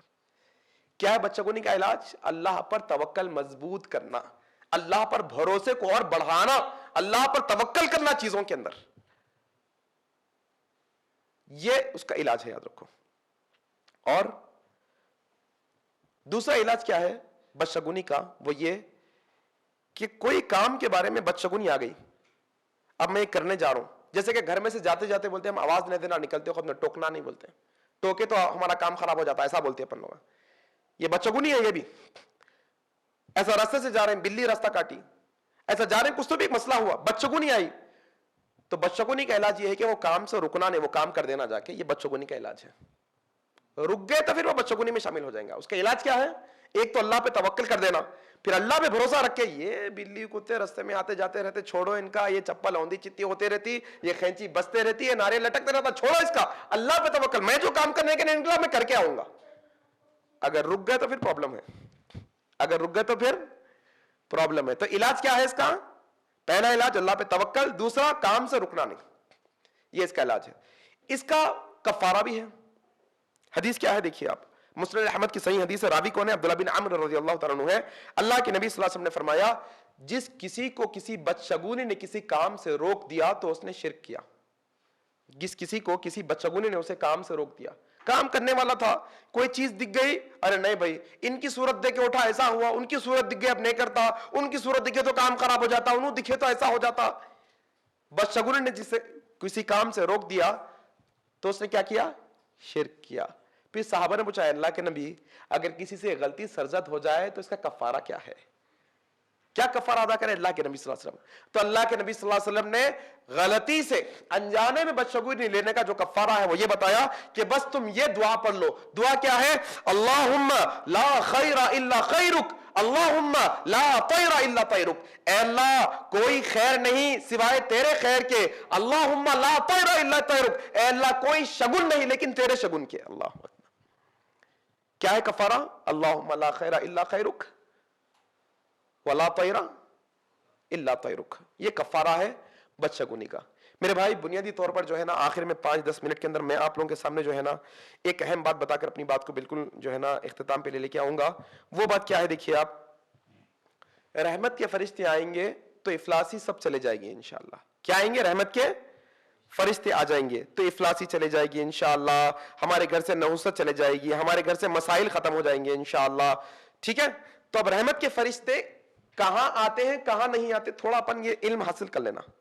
اللہ کے نبی صلی اللہ علیہ وسلم نے ہمیں بتایا ہے کہ جس گھر میں تصویریں ہوتی ہیں، کیا ہوتی ہیں؟ ذرا زور سے بولو، تصویریں ہوتی ہیں، وہ تصویروں والے گھر میں فرشتے آتے ہیں؟ نہیں آتے ہیں۔ تصویروں کا مطلب کیا ہے؟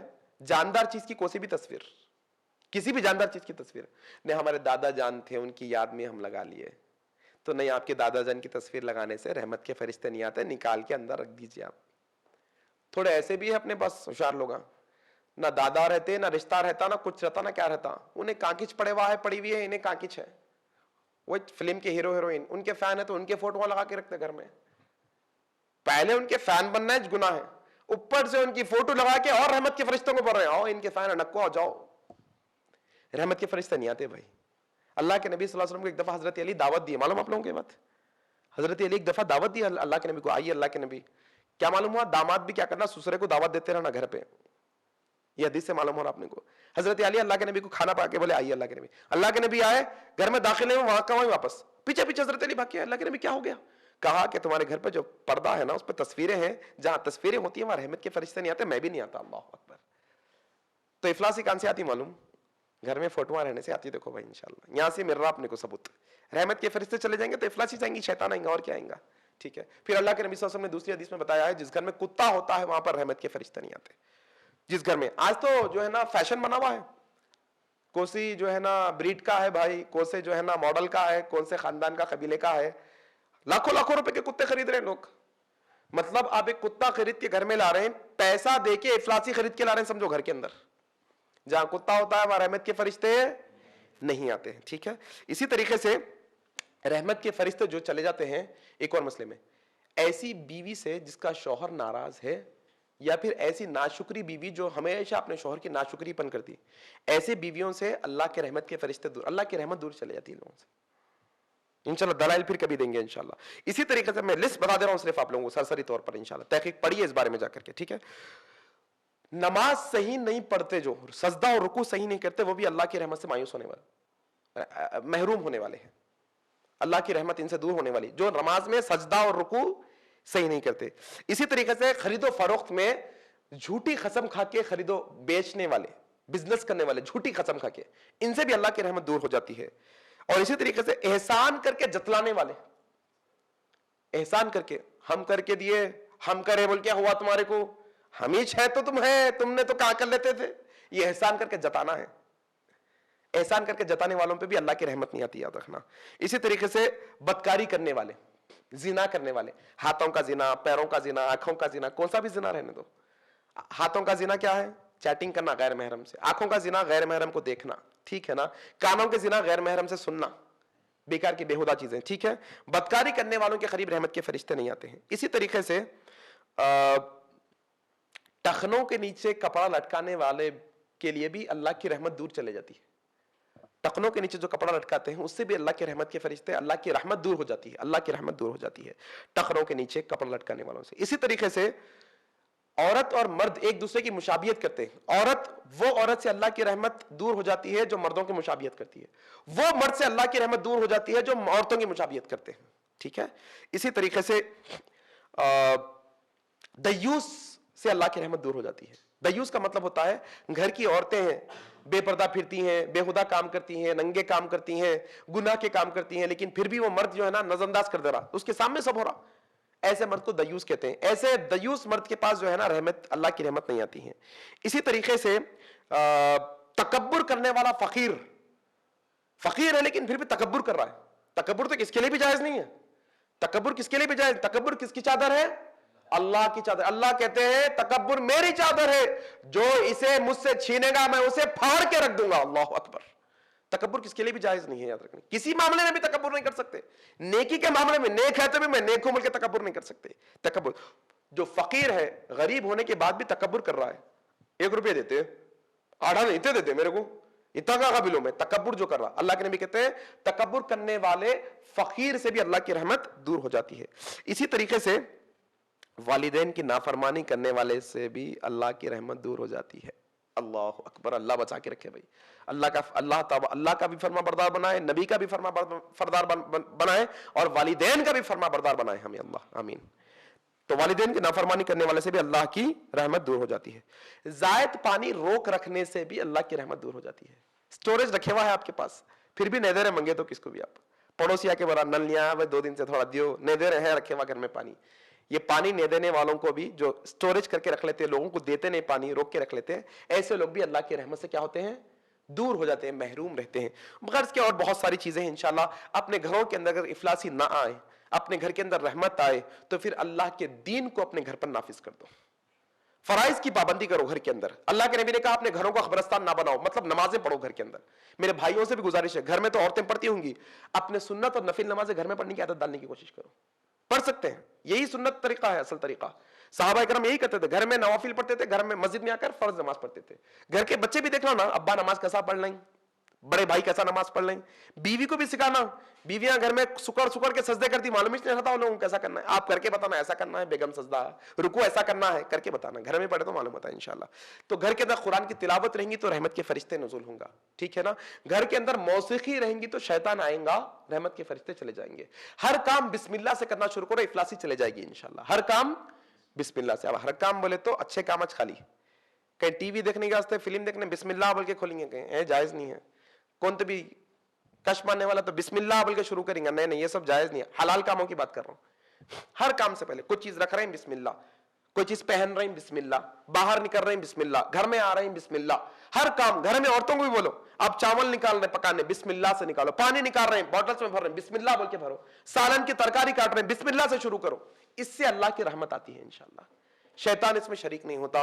गैर के मेरे इल्म के मुताबिक मैंने मोटी मोटी बातें आप लोगों के सामने पेश की हैं। मैं अल्लाह ताला से दुआ करता हूं कि जितनी बातें हक और सच कही गई है अल्लाह तबारक व तआला इसे कबूल फरमाए और इस पर हम तमाम को अमल करने की तौफीक अता फरमाए। और हम अल्लाह से इस बात की दरख्वास्त करते हैं कि जितनी आज के हमारे तकरीर में गलतियां हुई है वो मेरी और शैतान की तरफ से अल्लाह ये गलतियों को हमारी माफ फरमाए और इस पर अमल ना करने की हमें तौफीक दे। अल्लाह ताला से मैं दुआ करता हूं कि अल्लाह ताला हम तमाम लोगों को जब तक जिंदा रखे इस्लाम पर जिंदा रखे, जब हमारी मौत आए तो इस्लाम पर आए। सुब्हानकल्लाहुम्मा व बिहम्दिका अशहदु अल्ला इलाहा इल्ला अंता अस्तगफिरुका व अतूबु इलैक। वस्सलामु अलैकुम व रहमतुल्लाहि व बरकातुहू। तो ये थे जनाब अब्दुल अजीज साहब जो बयान कर रहे थे बउनवान सफ़र का महीना और आज का मुसलमान। चलिए अब हम सवाल जवाबात की नशिस्त को शुरू करते हैं। उससे पहले मैं आपको रूल्स बताना चाहूँगा। सवालात सफ़र का महीना और आज का मुसलमान इस उन्वान पर ही करने की इजाज़त है। सवाल करने से पहले अपना नाम और पेशा बताइए। आपको सिर्फ सवाल करने की इजाज़त है, बहस व मुबाहिज़ा करने की इजाज़त नहीं है। मुक़र्रिर जवाब देते वक्त दरमियान में मुदाखलत ना करें और अगर आप कोई जवाब से मुतमईन ना हो तो मुक़र्रिर से प्रोग्राम के बाद मुलाकात कर सकते हैं। चलिए पहला सवाल भाइयों की जानिब से लेते हैं। अस्सलाम वालेकुम रहमतुल्लाहि व बरकातहू। मेरा नाम अब्दुल वाजिद है। शेख, ये घरों में जो है मकड़ियाँ जाले वगैरह आ जाते हैं तो ये मनुसियत आती बोल के बोलते हैं, इसके ताल्लुक से ज़रा बताइए। वालेकुम अस्सलाम व रहमतुल्लाहि व बरकातुहू। भाई ने एक सवाल किया है कि मकड़ियाँ और जाले जो घर में आते हैं क्या ये भी मनुसियत की अलामत है, ये बताया गया है। यकीन जानिए अल्लाह के नबी की बुखारी की हदीस दलील हम पर दलालत करती है कि कोई परिंदे और कोई जानवर में कोई मनुसियत नहीं है, कोई इफलासी नहीं है। मकड़ी है, अपना घर बनाएगी, जहां पर भी होगी वो बनाएगी, तो ये कोई मनुसियत की अलामत नहीं है। हमें इस बात का सबूत कुरान हदीस में कहीं नहीं मिलता। लिहाजा आप अगर घर के अंदर जो है ना जाले वगैरह आ गए हैं, धूल मट्टी आ गई है, तो आप साफ सफाई के लिए उन्हें निकाल सकते हैं, उसमें कोई शक नहीं, उसमें कोई मसला नहीं। और मकड़ियां हमेशा वीरानी जगह पर आती हैं, जहां पर चहल पहल होती है वहां पर नहीं आती। तो लिहाजा जहां पर आपका बसेरा है वहां तो आपको पाकी सफाई का ख्याल रखना होगा, तो साफ सफाई कर लेंगे। लेकिन इसका मतलब यह नहीं है कि मकड़ियां आना मनुसियत की अलामत है, बिल्कुल नहीं, ऐसा कहीं में इसका सबूत नहीं मिलता। उम्मीद कि आपका जवाब हुआ। जज़ाकल्लाहु खैर। अगला सवाल खवातीन की जानिब से लिया जाएगा। अस्सलामु अलैकुम व रहमतुल्लाहि व बरकातुहू। बाज़ लोग का अक़ीदा ये है कि बाएं आंख फड़की तो कुछ बुरा होता, तो आप कह रहे थे कि अपने लेक्चर में अपन अल्लाह ताला के ऊपर तवक्कुल करना चाहिए। अब ये लोग को समझाएंगे तो ये लोग नहीं, अल्लाह ताला पर तवक्कुल तो है लेकिन फिर भी दिल में बुरा हो रहा, ऐसा इन लोगों का रेस्पॉन्स ऐसा रहता। वालेकुम अस्सलाम व रहमतुल्लाहि व बरकातुहू। बहन ने सवाल किया है कि कई लोगों का यह भी अकीदा है। मैंने बताया ना कि अभी ये जो इतने अकीदे सुबह से शाम तक के पूरे रोजे मर्रा के वो सिर्फ गिनाएंगे तो कई वक्त गुजर जाएगा। देखिए और एक मसला हम कर सकते थे बयान, लेकिन छूट गया था। क्या? आंख का फड़कना, हथेली का खुजाना। आंख का फड़कना और हथेली का खुजाना, याद है कि इससे हमारे तकदीर पर, हमारी जिंदगी पर कोई असर नहीं है, कोई मसला नहीं। अल्लाह के नबी सल्लल्लाहु अलैहि वसल्लम ने अलबत्ता ख्वाब के बारे में हमें बताया है कि ख्वाब हमारी जिंदगी का कोई हिस्सा हो सकता है जो सच्चा ख्वाब होता है, झूठा ख्वाब नहीं। लेकिन आंख का फड़कना, आंख क्यों फड़कती है जानते हैं आप? आंख मेडिकली क्या रीजन है, कोई जानता है इसके पीछे? Yes anyone? अच्छा, हथेली खुजाने के पीछे मेडिकल रीजन क्या जानते हैं? भाई खुजली होती है ना जिस्म के अंदर, सिर्फ हथेली में खुजली होती है, जिस्म में कहीं भी हो सकती है? जोर से बोलो। तो फिर क्यों सिर्फ हथेली पर ध्यान है? क्योंकि एक बनाया गया, हमारा एक माइंड बनाया गया इस सिलसिले में। याद रखिए मेडिकली रीजन इसके पीछे यही है कि जहां पर हमारी आंख को रेस्ट नहीं मिलेगा, जहां पर आंख हमारी जो मुकम्मल तौर पर मुतमईन आराम नहीं कर पाएगी, जिस दिन की आपकी नींद मुकम्मल नहीं होगी, या फिर मुकम्मल नींद हो भी गई तो सही नींद नहीं होगी, तो दूसरे दिन आपकी आंख फड़फड़ाएगी, चाहे लेफ्ट हो या राइट हो, को से भी, थकावट की वजह से। क्या है रीजन उसका पीछे? थकावट है। अब इसके पीछे अच्छा होना बुरा होना ये कोई सबूत नहीं। याद रखिए जितनी चीजें अच्छी हो सकती है अल्लाह के नबी ने सब बता दी, जितनी चीजें बुरी है जिससे बचना है अल्लाह के नबी ने सब बता दी हमें। تو یہ آنکھ کا پھڑکنا، ہتھیلی کا کھجانا اسلام سے تعلق رکھنے والی بات نہیں ہے. نہ قرآن کی کوئی آیت ہمیں اس بارے میں بتاتی ہے، نہ قرآن نبی کی حدیث، نہ صحابہ اکرام کو کوئی عمل اس بارے میں ہمیں بتاتا ہے. تو الحمدللہ ایمان والے کیا ہے؟ اللہ پر بھروسہ کرنے والے ہیں. آنکھ پھڑکو نہ پھڑکو، ہتھیلی کھجاؤ نہ کھجاؤ، تقدیر میں وہی ہوگا زندگی میں جو تقدیر میں لکھا ہوا ہے. اللہ اکبر. ہاں، اللہ سے تقدیر کی شر سے پناہ مانگتے رہنا. ہم ہمیشہ کیا کرنا؟ اللہ سے تقدیر کے شر سے. کیا ہے؟ اللہم انی اعوذ بک من جہد البلاء ودرک الشقاء وسوء القضاء وشماتۃ الاعداء. تقدیر کے شر سے پناہ مانگنے کی دعا ہے. امید میری بہن، دیکھیے جس کے عقیدے خراب ہے، جن کے عقیدے خراب ہے، پہلے ان کے عقیدے درست کرنا، پھر بعد میں یہ سب باتیں بتانا. اگر ڈائریکٹ ہمیں نہیں یہ بات بتائیں گے تو پھر یہاں پر ایک الگ مسئلہ آ جائے گا کہ تمہاری جماعت الگ، ہماری جماعت الگ، تمہارا مسلک الگ، ہمارا مسلک الگ، تم ماننے والے، ہم نہیں ماننے والے، ہم ماننے والے، تم نہیں ماننے والے. یہ سب چیزیں نہیں. سب سے پہلے بنیادی طور پر ان کا عقیدہ درست کرنا. اس لیے میں نے آج کے سیشن میں چاہتا تو سیدھے سفر پہ شروع کر سکتا تھا، لیکن علماء کرام کا طریقہ ہے پہلے سچائی کیا ہے بتاؤ، جھوٹ کا اندازہ ان کو خود بخود ہو جائے گا. توکل کیا ہے بتا دو، آنکھ پھڑکنا نہیں پھڑکنا ان کو اندازہ ہو جائے گا انشاءاللہ. تو آنکھ پھڑکنے پہ مت سمجھائیے، ہتھیلی کھجانے پہ مت سمجھائیے. کس پہ سمجھائیے؟ توکل پہ، کہ اللہ پہ توکل کیسا ہونا ہمارا. امید کہ آپ کا جواب مکمل ہوا. جزاک اللہ خیر. جی اب کھجاری اللہ خیر کرے. یقین جانیے یہ ساری چیزیں جو ہے نا اسلام سے جڑی ہوئی نہیں ہیں، اسلامی تعلیمات سے جڑی ہوئی نہیں ہیں. یقین جانیے یہ ساری شگن لینا، بدشگونی کرنا یا شگن لینا، یہ سب اسلام میں نہیں ہے. یاد رکھیے مناسب نہیں ہے سب چیزیں. جزاک اللہ خیر. اگلا سوال بھائیوں کی جانب سے لیا جائے گا. اگر کوئی سوال کرنا چاہتے ہیں تو کر سکتے ہیں. بھائیوں کی جانب سے ایک سوال ہے. آپ نے اپنے بیان میں کہا ہے کہ توکل، بھروسہ مکمل اللہ پر ہی کرنا چاہیے. یہ ایک کوالٹی ان لوگوں کی ہے جو بنا حساب کتاب کے لوگ جنت میں جائیں گے. تو پھر استخارہ کا کیا مسئلہ ہے؟ اس پر آپ وضاحت کیجیے. بھائی نے سوال کیا ہے کہ توکل کرنا تو اچھی بات ہے، ٹھیک ہے، توکل کرنے والے اللہ پر جنت میں داخل ہوں گے بغیر حساب کے. پھر استخارہ کا کیا مسئلہ ہے؟ بھائی استخارہ اور توکل بہت الگ الگ چیزیں ہیں. استخارہ معنی ہوتا ہے کہ اللہ تعالیٰ سے مشورہ کرنا. کس سے مشورہ کرنا؟ اللہ تعالیٰ سے. اللہ تعالیٰ سے خیر کی دعا کرنا استخارہ ہے. اللہ تعالیٰ سے خیر کا سوال کرنا یہ استخارہ ہے. اللہ پر توکل ہے تو یہ اللہ سے استخارہ کریں گے نا. کس سے مشورہ کرتے ہیں؟ لوگ جس پہ بھروسہ ہے ان سے کرتے، جن پہ بھروسہ نہیں ان سے کرتے. جی ہاں، یہ توکل کا ہی حصہ آپ مان سکتے ہیں. توکل ایک الگ کانسیپٹ ہے، ٹھیک ہے. استخارہ ایک الگ چیز ہے. استخارہ کا معنی ہوتا ہے کوئی چیز ڈیسائیڈ کرنے کے بعد. عام طور پہ استخارہ کے اندر جو ہے نا لوگ غلطی کرتے ہیں. کیا کرتے ہیں معلوم ہے؟ دو چیزیں رکھتے ہیں، کالا ہے سفید ہے، دونوں میں سے کیا لوں؟ پھر استخارہ کرتے ہیں اللہ کالا اچھا ہے کیا وائٹ اچھا ہے. نہیں، استخارہ کا طریقہ یہ نہیں ہے. دونوں میں سے پہلے کوئی چیز سلیکٹ کر لینا. ہاں بلیک، ہاں بھائی وائٹ، ایک رزلٹ پہ آ جانا.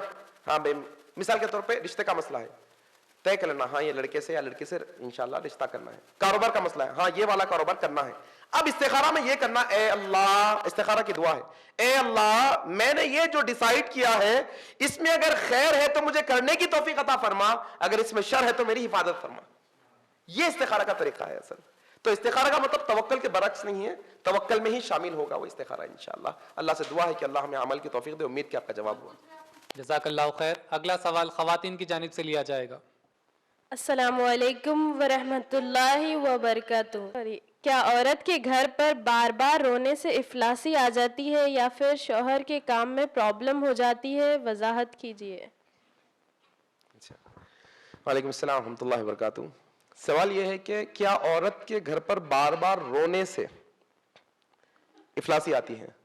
اب ایک سوال اس میں یہ ہے کہ کیوں روتی ہے عورت، کیا وجہ سے روتی ہے؟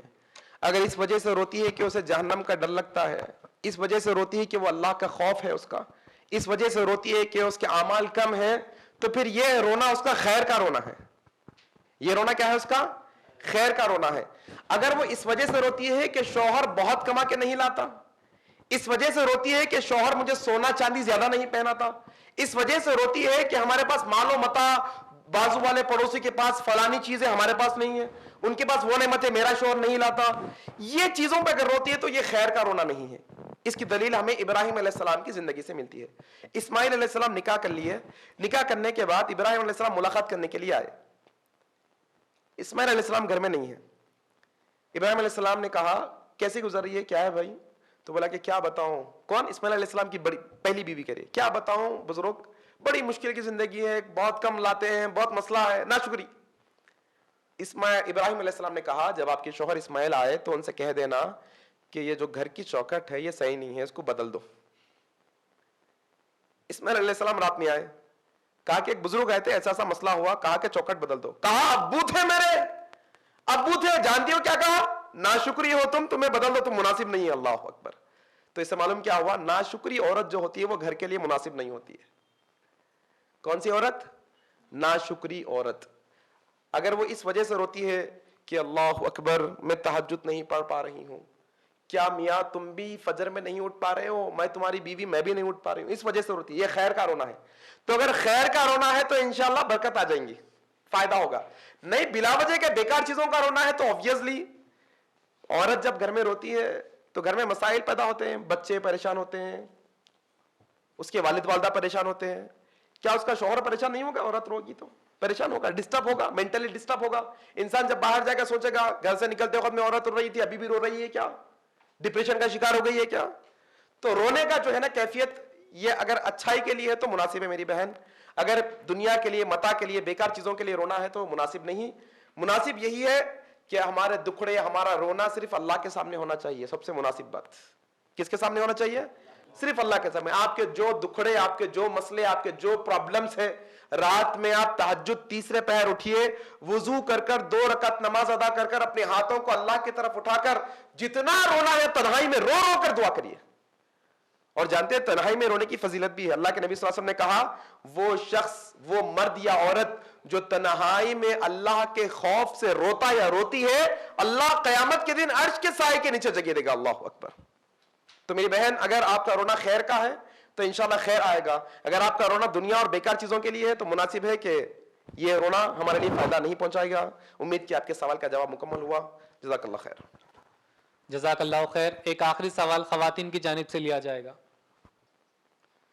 السلام علیکم ورحمۃ اللہ وبرکاتہ. زبان پہ کچھ بلیک ڈاٹس رہنے پر منحوس کہا جاتا ہے, تو ان کی بات سچ ہوتی, کیا یہ صحیح ہے؟ وعلیکم السلام ورحمۃ اللہ وبرکاتہ. یاد رکھیے جسم پہ دھبوں کا پایا جانا یہ بہت معمولی بات ہے. آپ دیکھیں ہوں گے کئی لوگوں کو اچانک کلے پر ایسا کالا آ جاتا ہے, کسی کو کان پر کالا, کسی کو گردن پر, کسی کو ہاتھ, مسا کہتے ہیں ہم عام طور پہ, ٹھیک ہے نا. یہ مسا جو ہے جسم کے کسی حصے پر بھی آ سکتا ہے اور زبان پر بھی آ سکتا ہے. زبان پر بھی کالے کالے نقطے آ جانا, کوئی زبان کا تھوڑا حصہ کالا ہو جانا, یہ معمولی بات ہے, غیر معمولی بات نہیں ہوتی ہے, یہ عام بات ہے. ہماری پرابلم یہ ہے کہ بائیں ہاتھ پہ تل ہے تو ایسا ہوتا, کن پٹی پہ تل ہے تو ایسا ہوتا, کندھے پہ تل, یہ دھبوں کا مسئلہ ہے. نہیں, اسلام کے اندر دھبوں کے تعلق سے صرف ایک تعلیم ملتی ہے ہمیں, صرف ایک تعلیم. اللہ کے نبی صلی اللہ علیہ وسلم کے پاس ایک لڑکی کو لایا گیا جس کے جسم پر بلیک پیچز تھے, پیچ, کالے کالے دھبے پڑ گئے تھے, بلیک پیچز. اللہ کے نبی صلی اللہ علیہ وسلم نے اسے دیکھ کر کہا اسے جن کی نظر لگ گئی ہے. کیا لگ گئی ہے؟ اسے جن کی نظر لگ گئی ہے, اس کی نظر کا جو ہے نا اس کا علاج کیا جائے گا تو یہ ٹھیک ہو جائے گی. اس کے علاوہ کہیں پر بھی کسی بھی قسم کا دھبا ہونا ہماری زندگی میں کوئی اثر نہیں کرتا. کسی کی زبان پہ کالے دھبے ہیں یا زبان کا کوئی حصہ تھوڑا کالا ہے, جو وہ زبان سے نکالیں گے وہ سچ ہو جانا. بولتے یہ کتنی بڑی بات ہے, معلوم آپ کو کتنی بڑی اللہ کی ایک صفت کسی اور کو آپ دے دے رہے, معلوم ہے آپ کو یہ اللہ کی صفات میں شرک کرنے کے مترادف ہو جائے گا. جو اللہ کہتے ہیں وہ ہو جاتا ہے, کن فیکون. صرف ایک ہی ذات ہے پوری دنیا کے اندر, صرف ایک ہی ذات ہے. یہ صفت کسی کو بھی نہیں دے سکتے آپ, یہ صفت کسی کو بھی نہیں دے سکتے آپ, یاد رکھو. تو یہ سب نیچرل عام بات ہے, دھبا ہونا اس سے کوئی اثر نہیں ہوتا. اور ایسے لڑکیوں کو منحوس سمجھنا قطعاً جائز نہیں ہے. اگر کوئی موٹے ناک والے, چھوٹی آنکھوں والے, گڈے قد والے, کالی زبان والے یا کوئی اور مسے والے کوئی اور چیزوں پر منحوس سمجھتا ہے, گندا سمجھتا ہے, تو یاد رکھیے یہ اللہ کی خلقت پر انگلی اٹھانے کے برابر ہے. کس پر؟ سوچو جو بھی لڑکی یا لڑکے کی زبان کالی ہے وہ اپنی طرف سے بنی ہے اللہ بنائے؟ تم اگر اس کو منحوس بولے تو کون بنائے منحوس؟ وہ اللہ منحوس بناتے. اللہ اکبر. اللہ کی بنائی ہوئی کوئی چیز منحوس نہیں ہے, یاد رکھنا. اللہ کی بنائی ہوئی سب چیزوں میں رحمت ہے. ایسے عقیدے رکھنا مناسب نہیں ہے, اس سے بچنے کی ضرورت ہے. اللہ ہمیں عمل کی توفیق دے. امید کہ آپ کا سوال کا جواب مکمل ہوا. جزاک اللہ خیر.